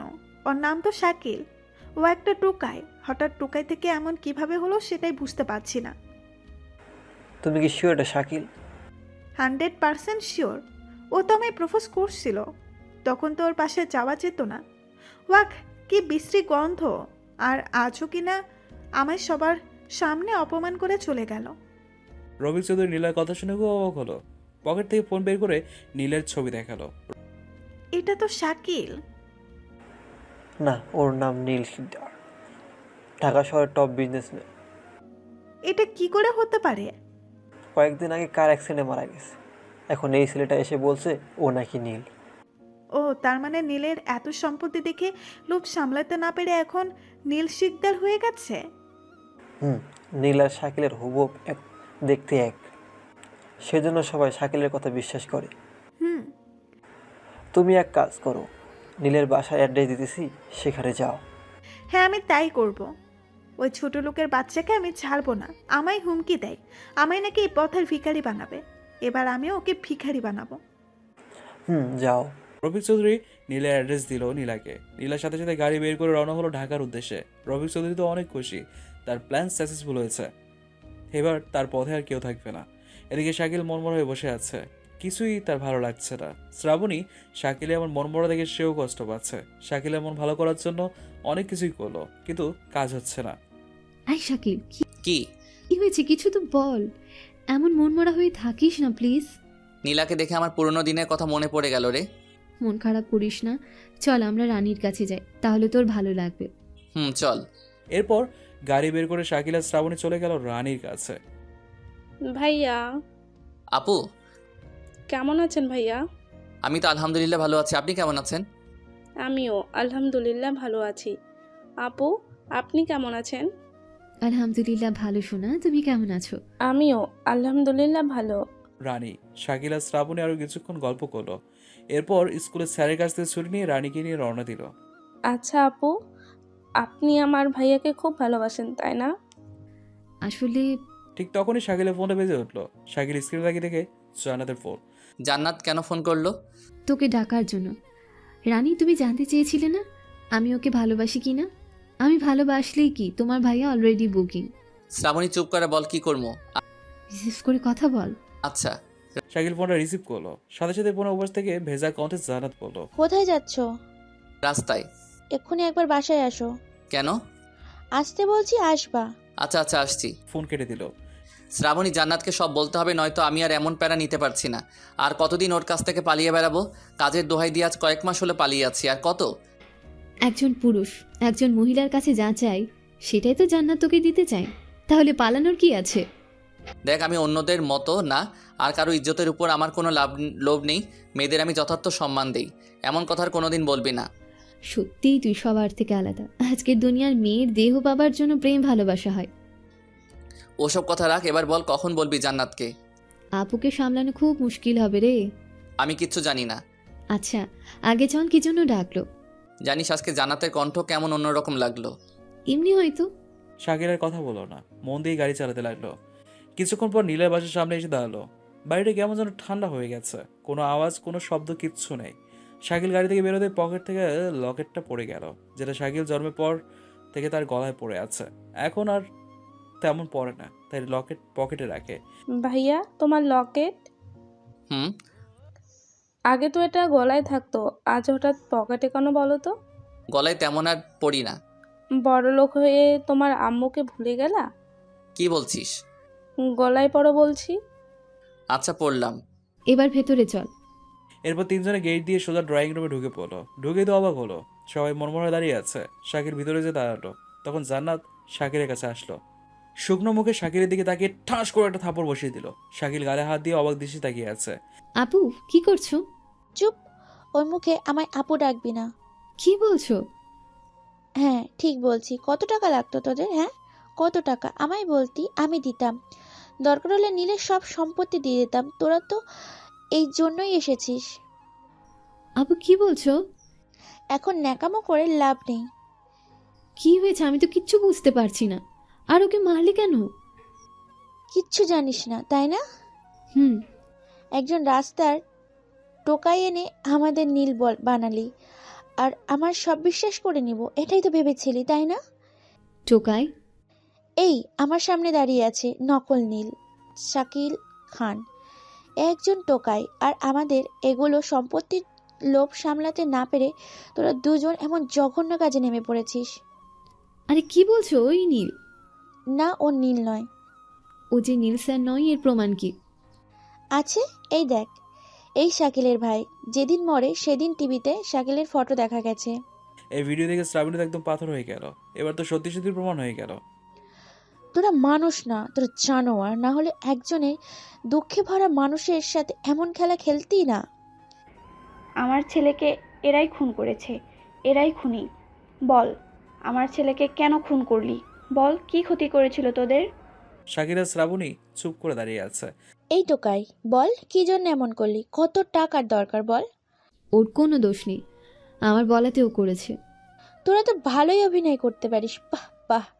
লোকে বলে পর কোনোদিন আপন হয় না, আজ এই কথার মানে বুঝলাম। আপু, তোমাদের ভালোর জন্যই আমরা এসব করেছি। কি ভালো করবি?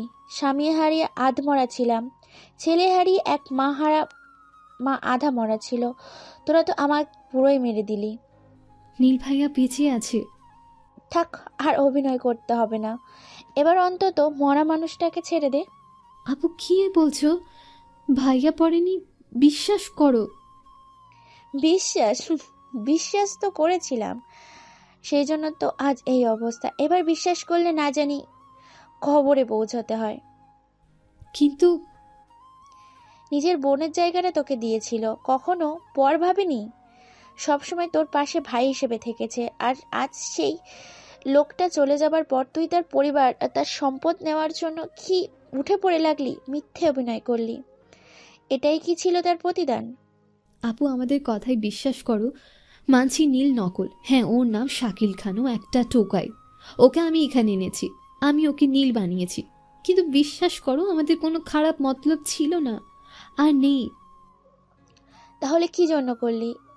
আমরা তোমাদের ভালোর জন্যই করেছি, নীল ভাইয়াকে বাঁচানোর জন্য করেছি। এবার অন্তত মিথ্যে বলা বাদ দে। আপু, আমি মিথ্যে বলছি না। প্লিজ আর বিশ্বাস করতে বলিস না, আমরা মরে যাব। শ্রাবণীর বলার মতো আর কিচ্ছু রইল না। জানালা নীলের মা এদের কষ্টের বুকটা ফেটে যাচ্ছে। নীলের মা ছেলের সুখে জ্ঞান হারালো। সবাই মিলে ধরে রুমে নিয়ে গেল। নীলের মায়ের এমন অবস্থা দেখে শাকিলের চোখ দিয়ে পানি চলে আসলো। শাকিল কোনোদিন মায়ের আদর পায়নি, প্রথম পেয়েছে এই মানুষটার আদর। এই মানুষটাকে প্রথম মা বলে ডেকেছে। শাকিল নীলের মায়ের কাছে যাবে এমন সময় জানাতা পথ আটকালো। থামেন, আপনি আমার মাকে ছোবেন না। আজ আপনার জন্য আমার এই অবস্থা। আমার জন্য? হ্যাঁ, আপনার জন্য। আপনি এখানে থাকলে হয়তো সে আর বাঁচবে না, সাথে আমরাও। তাই হাত জোর করে বলছি, চলে যান প্লিজ, চলে যান, আপনার পায়ে ধরছি। শাকিল আর কিচ্ছু বলল না, রানীকে নিয়ে চলে আসলো। সাথে শ্রাবণীও আসলো। শাকিল চোখ ভরা পানি নিয়ে হাঁটতেছে। হাঁটতে হাঁটতে একটা ফাঁকা জায়গায় আসলো। রানীকে নিয়ে ওখানে বসে পড়লো। শ্রাবণীও শাকিলের পাশে এসে বসলো। আপনি কেন এখানে? লাথি খাবি? তুই যেখানে আমিও সেখানে। তুই চলে যা, আমরাও আবার সেই রেল লাইনের পাশে চলে যাব। আমাকে নিয়ে যাবে প্লিজ? কেন? আমি তোকে ছাড়া বাঁচবো না, আমিও তোর সাথে থাকবো, প্লিজ নিয়ে চল। না, আমি একজন টোকাই, আর আমার সাথে গেলে তোর সব সুখ হারিয়ে যাবে। তার চেয়ে বরং তুই এখানেই থাক। এখানে থাকলে আমি তিলে তিলে মরে যাব। যাদের আপন ভেবেছিলাম তারাই তো বুঝলো না। তোর বাবা মার কাছে যা। অত কিছু জানি না, আমি তোর সাথেই থাকবো। জেদ করিস না। আমি জানি তুই নীলাকে ভালোবাসিস, তাই হয়তো আমায় তোদের মধ্যে নিতে চাস না। আমি কথা দিচ্ছি, আমি তোদের মাঝে কোনো বাধা হয়ে দাঁড়াবো না। ওকে আমি ঘৃণা করি, ওর মতো মেয়ে ভালোবাসা মানে টাকা বুঝে। শাকিলের শ্রাবণী এমন করে কথা বলছিল, হঠাৎ শাকিলের ফোনটা বেজে উঠলো। কে বলছেন? নীলা? বাহ, ভালোই তো চিনেছেন। বেঈমানকে কখনো ভুলতে নেই। তা আমায় তো বললেন আমায় নাকি পথের ভিখারি বানাবেন। এখন তো তুই পথের ভিখারি। 1 ঘন্টার মধ্যে আসল নীল নকল নীল সব শেষ। শাকিল কথা না বলে ফোনটা কেটে দিল। কি বললো? আমি একটা জিনিস কিছুতেই বুঝতে পারছি না, নীলা কেমনে জানলো আমি এখানে নীল হয়ে আছি, আর অ্যাড্রেস কেমনে পেলো? তাই তো কোনো খবরও তো তোর কথা লেখা নেই, আমি বারণ করেছি। নিশ্চয়ই এতে নীলের আশেপাশে কারো হাত আছে। আচ্ছা শ্রাবণী, নীলের সকল শত্রুর পরিবারের পিক দেখাতে পারবি, মানে ডিটেলস? প্রথম রফিক চৌধুরী থাকে এখানে, পরিবার বলতে কেউ নেই। মানে রফিক একাই থাকে। পরিবার বলতে তো কেউ না কেউ অবশ্যই আছে। আমার জানা মতে নেই। তুই ভালো করে খোঁজ নে তো। আচ্ছা দাঁড়া, আমি রফিকের পিএকে ফোন করি। ওর নম্বর তোর কাছে কেন? আগের প্রজেক্ট নিয়ে কথা হতো। আচ্ছা। শ্রাবণী রফিকের পিএর সাথে কথা বলে।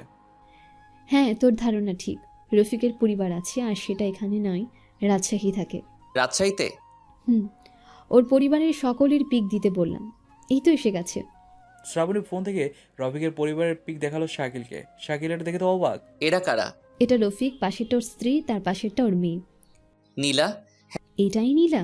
হ্যাঁ, তার মানে নীলা রফিকের মেয়ে আর এস রফিকের প্ল্যান। নীলার পাশে এই ছেলেটাকে? আমি বললে বিশ্বাস করবি না, তাই থাক। বল। ওটা ওর বর। কি? 2 বছর আগে ওদের বিয়ে হয়েছে। ওর বর দেশের বাইরে থাকে, সামনের বার দেশে ফিরবে। দেখ, মিথ্যা বলা বন্ধ কর। আমি তো তোকে বললামই, আমি বললে তোর বিশ্বাস হবে না। একটা মেয়ে এতটা নিচে নামতে পারে? নীলা তো হেব্বি ভালো, তাই না? ওসব বাদ দে। নীলা বলল আসল নীল আর নকল নীল সব শেষ, এর মানে কি? নীল কোথায় আছে এটা হয়তো নীলা জানে। রাইট, এক কাজ কর, ট্যাব বের করে নীলার লোকেশন ট্যাগ কর। 1 মিনিট। শ্রাবণী ল্যাপটপ বের করে নীলার নাম্বার থেকে নীলার লোকেশন বের করলো আর তা অনুযায়ী সামনে এগোতে লাগলো। রানীকে শ্রাবণীর বাসায় রেখে আসলো। আস্তে আস্তে শাকিল আর শ্রাবণী এমন জায়গায় এসে পড়লো যেটা থেকে শ্রাবণী খুব অবাক হলো। শাকিল, এটা তো নীল স্যারের পুরনো ফ্যাক্টরি। মানে? অনেকদিন আগে এটা বন্ধ হয়ে গেছে। নীল ভাই এখানে কাউকে আসতে দিত না। কেন? একবার এখানে এক শ্রমিক এসেছিল আর এক বিষাক্ত সাপের কামড়ে দেয়।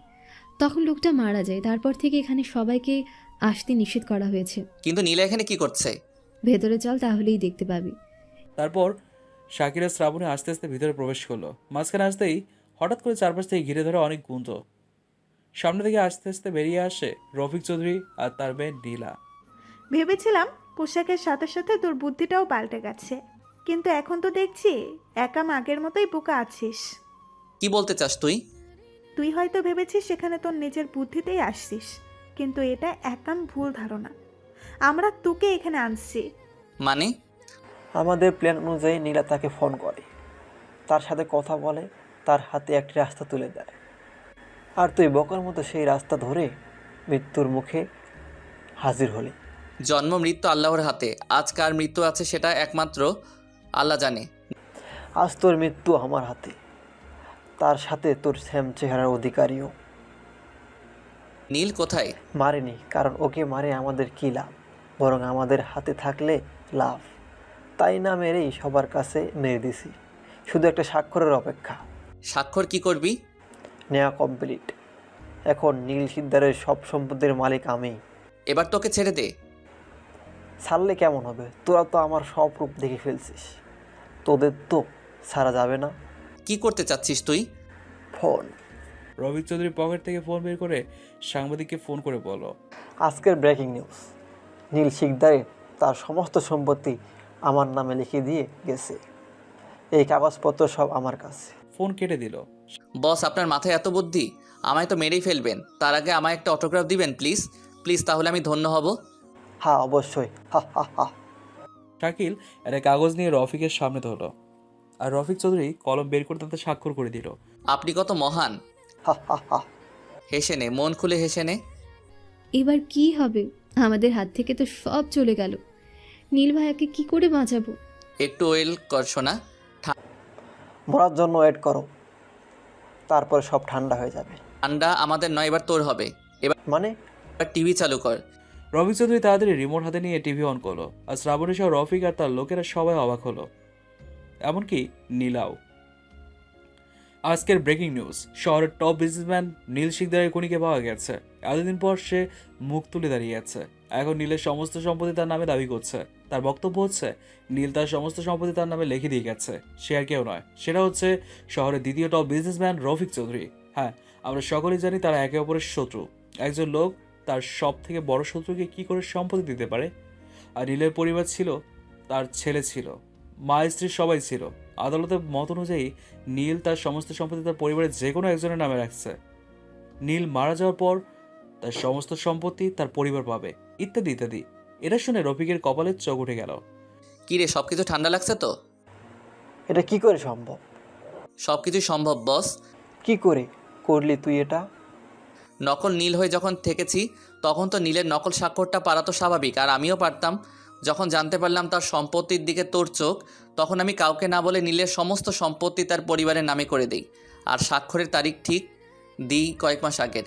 এটা যে করেই হোক আদালতে পৌঁছালাম, আর সাংবাদিককে বললাম যে নীলের সম্পত্তি নিজের বলে দাবি করবে সেই নীলের খুনি। তারপর বাকি কাজটা তো তুই করলি।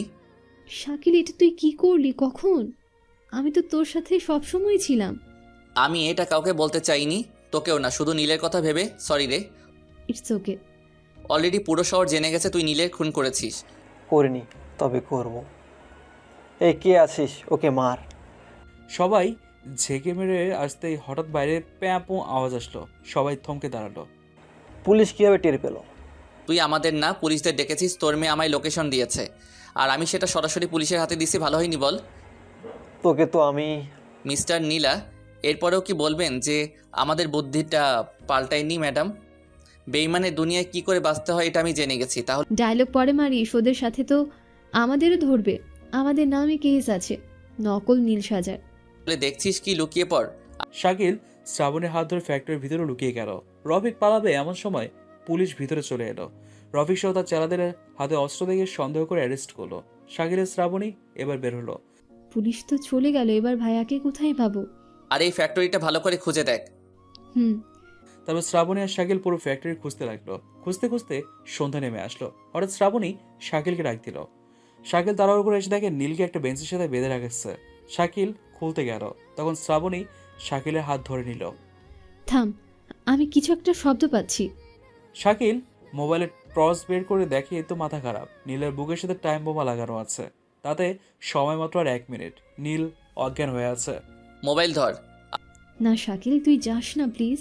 আর আমার কিচ্ছু হবে না। না, তুই যাবি না। উপায় নেই, এখন বোমটা নষ্ট করতে হবে, কিন্তু এতে জীবনের ঝুঁকি আছে। তুই চলে যা। না। তুই কি চাস না নীলের পরিবারে আবার হাসি ফুটুক? জীবনের প্রথম একটা পরিবার পেয়েছিলাম, কিন্তু আজ আমার জন্য তারা কষ্ট পাচ্ছে। আমি আমার জীবন দিয়ে হলেও তাদের আবার হাসি ফিরে দিব। তোর কিছু হলে আমি বাঁচবো না, তাই আমিও তোর সাথে থাকবো। তুই দূরে যা। তোর আর আমার কিছু হলে রানীর কি হবে? না, যাবো না।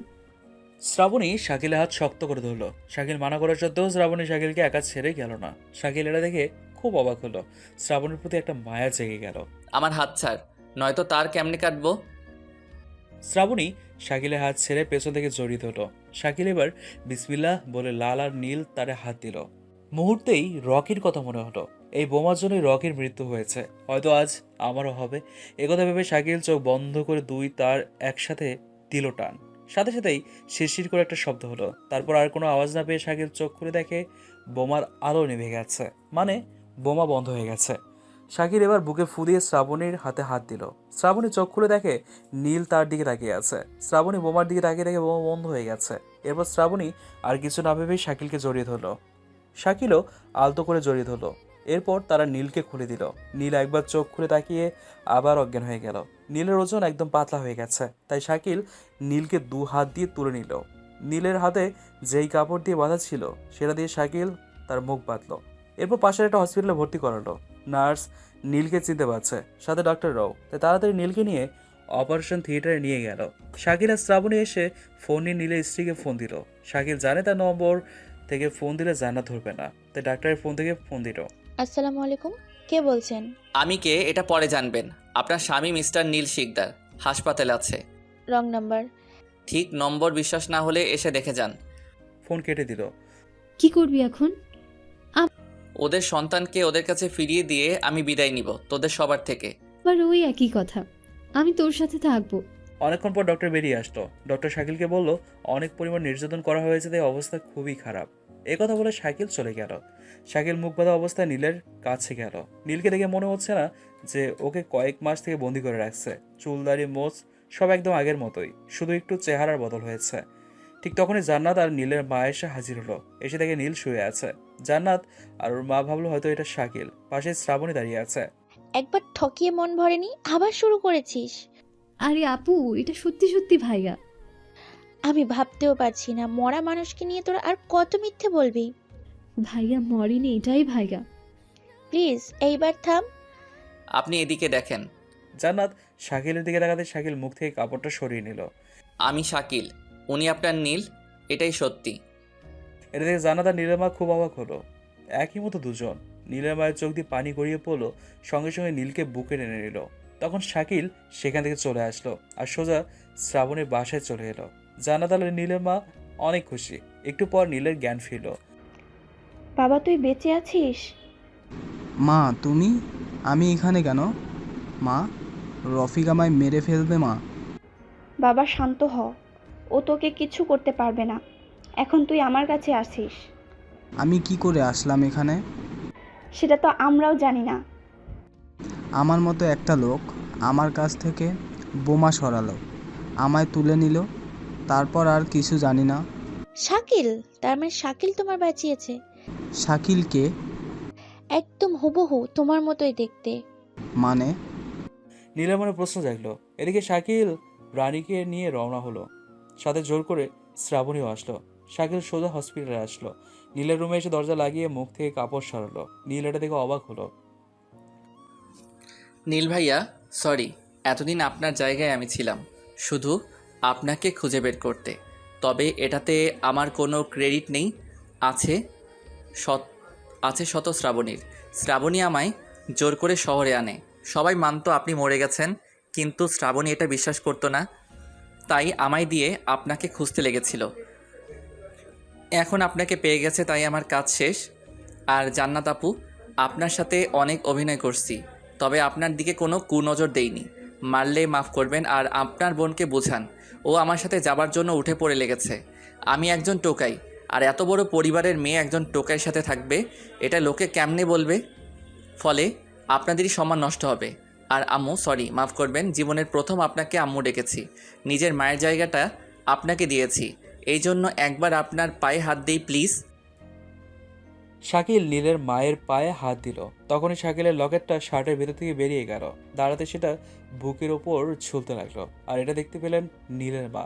শাকিল চলে যাচ্ছে, এমন সময় শ্রাবণী শাকিলের পায়ে পড়ে গেল। প্লিজ আমায় ছেড়ে যাস না, আমি তোকে ছাড়া বাঁচবো না। শাকিলের বুকটা ফেটে যাচ্ছে, আর না করতে পারো না। যদিও শ্রাবণী ভালোর জন্য না করেছিল, কিন্তু না, আর পাচ্ছে না নিজেকে আটকাতে। ভাইয়া, আপু, নাও আমাদের সাথে। শাকিল শ্রাবণীকে নিয়ে হাঁটতে লাগলো। হঠাৎ পেছন থেকে ডাক দিল, শাকিল, জি বলেন। এই লকেট তোর কাছে কি করে? এটা আমার মা, মানে আমার মায়ের দেওয়া লকেট। দেখি, এদিকে আয়। নীলের মা শাকিলের কাছে এসে শার্টের হাত জড়িয়ে দেখলো। এই তো, এই তো আমার সেই হারানো শাকিলের চিহ্ন। বাবা, তুই এতদিন কোথায় ছিলি?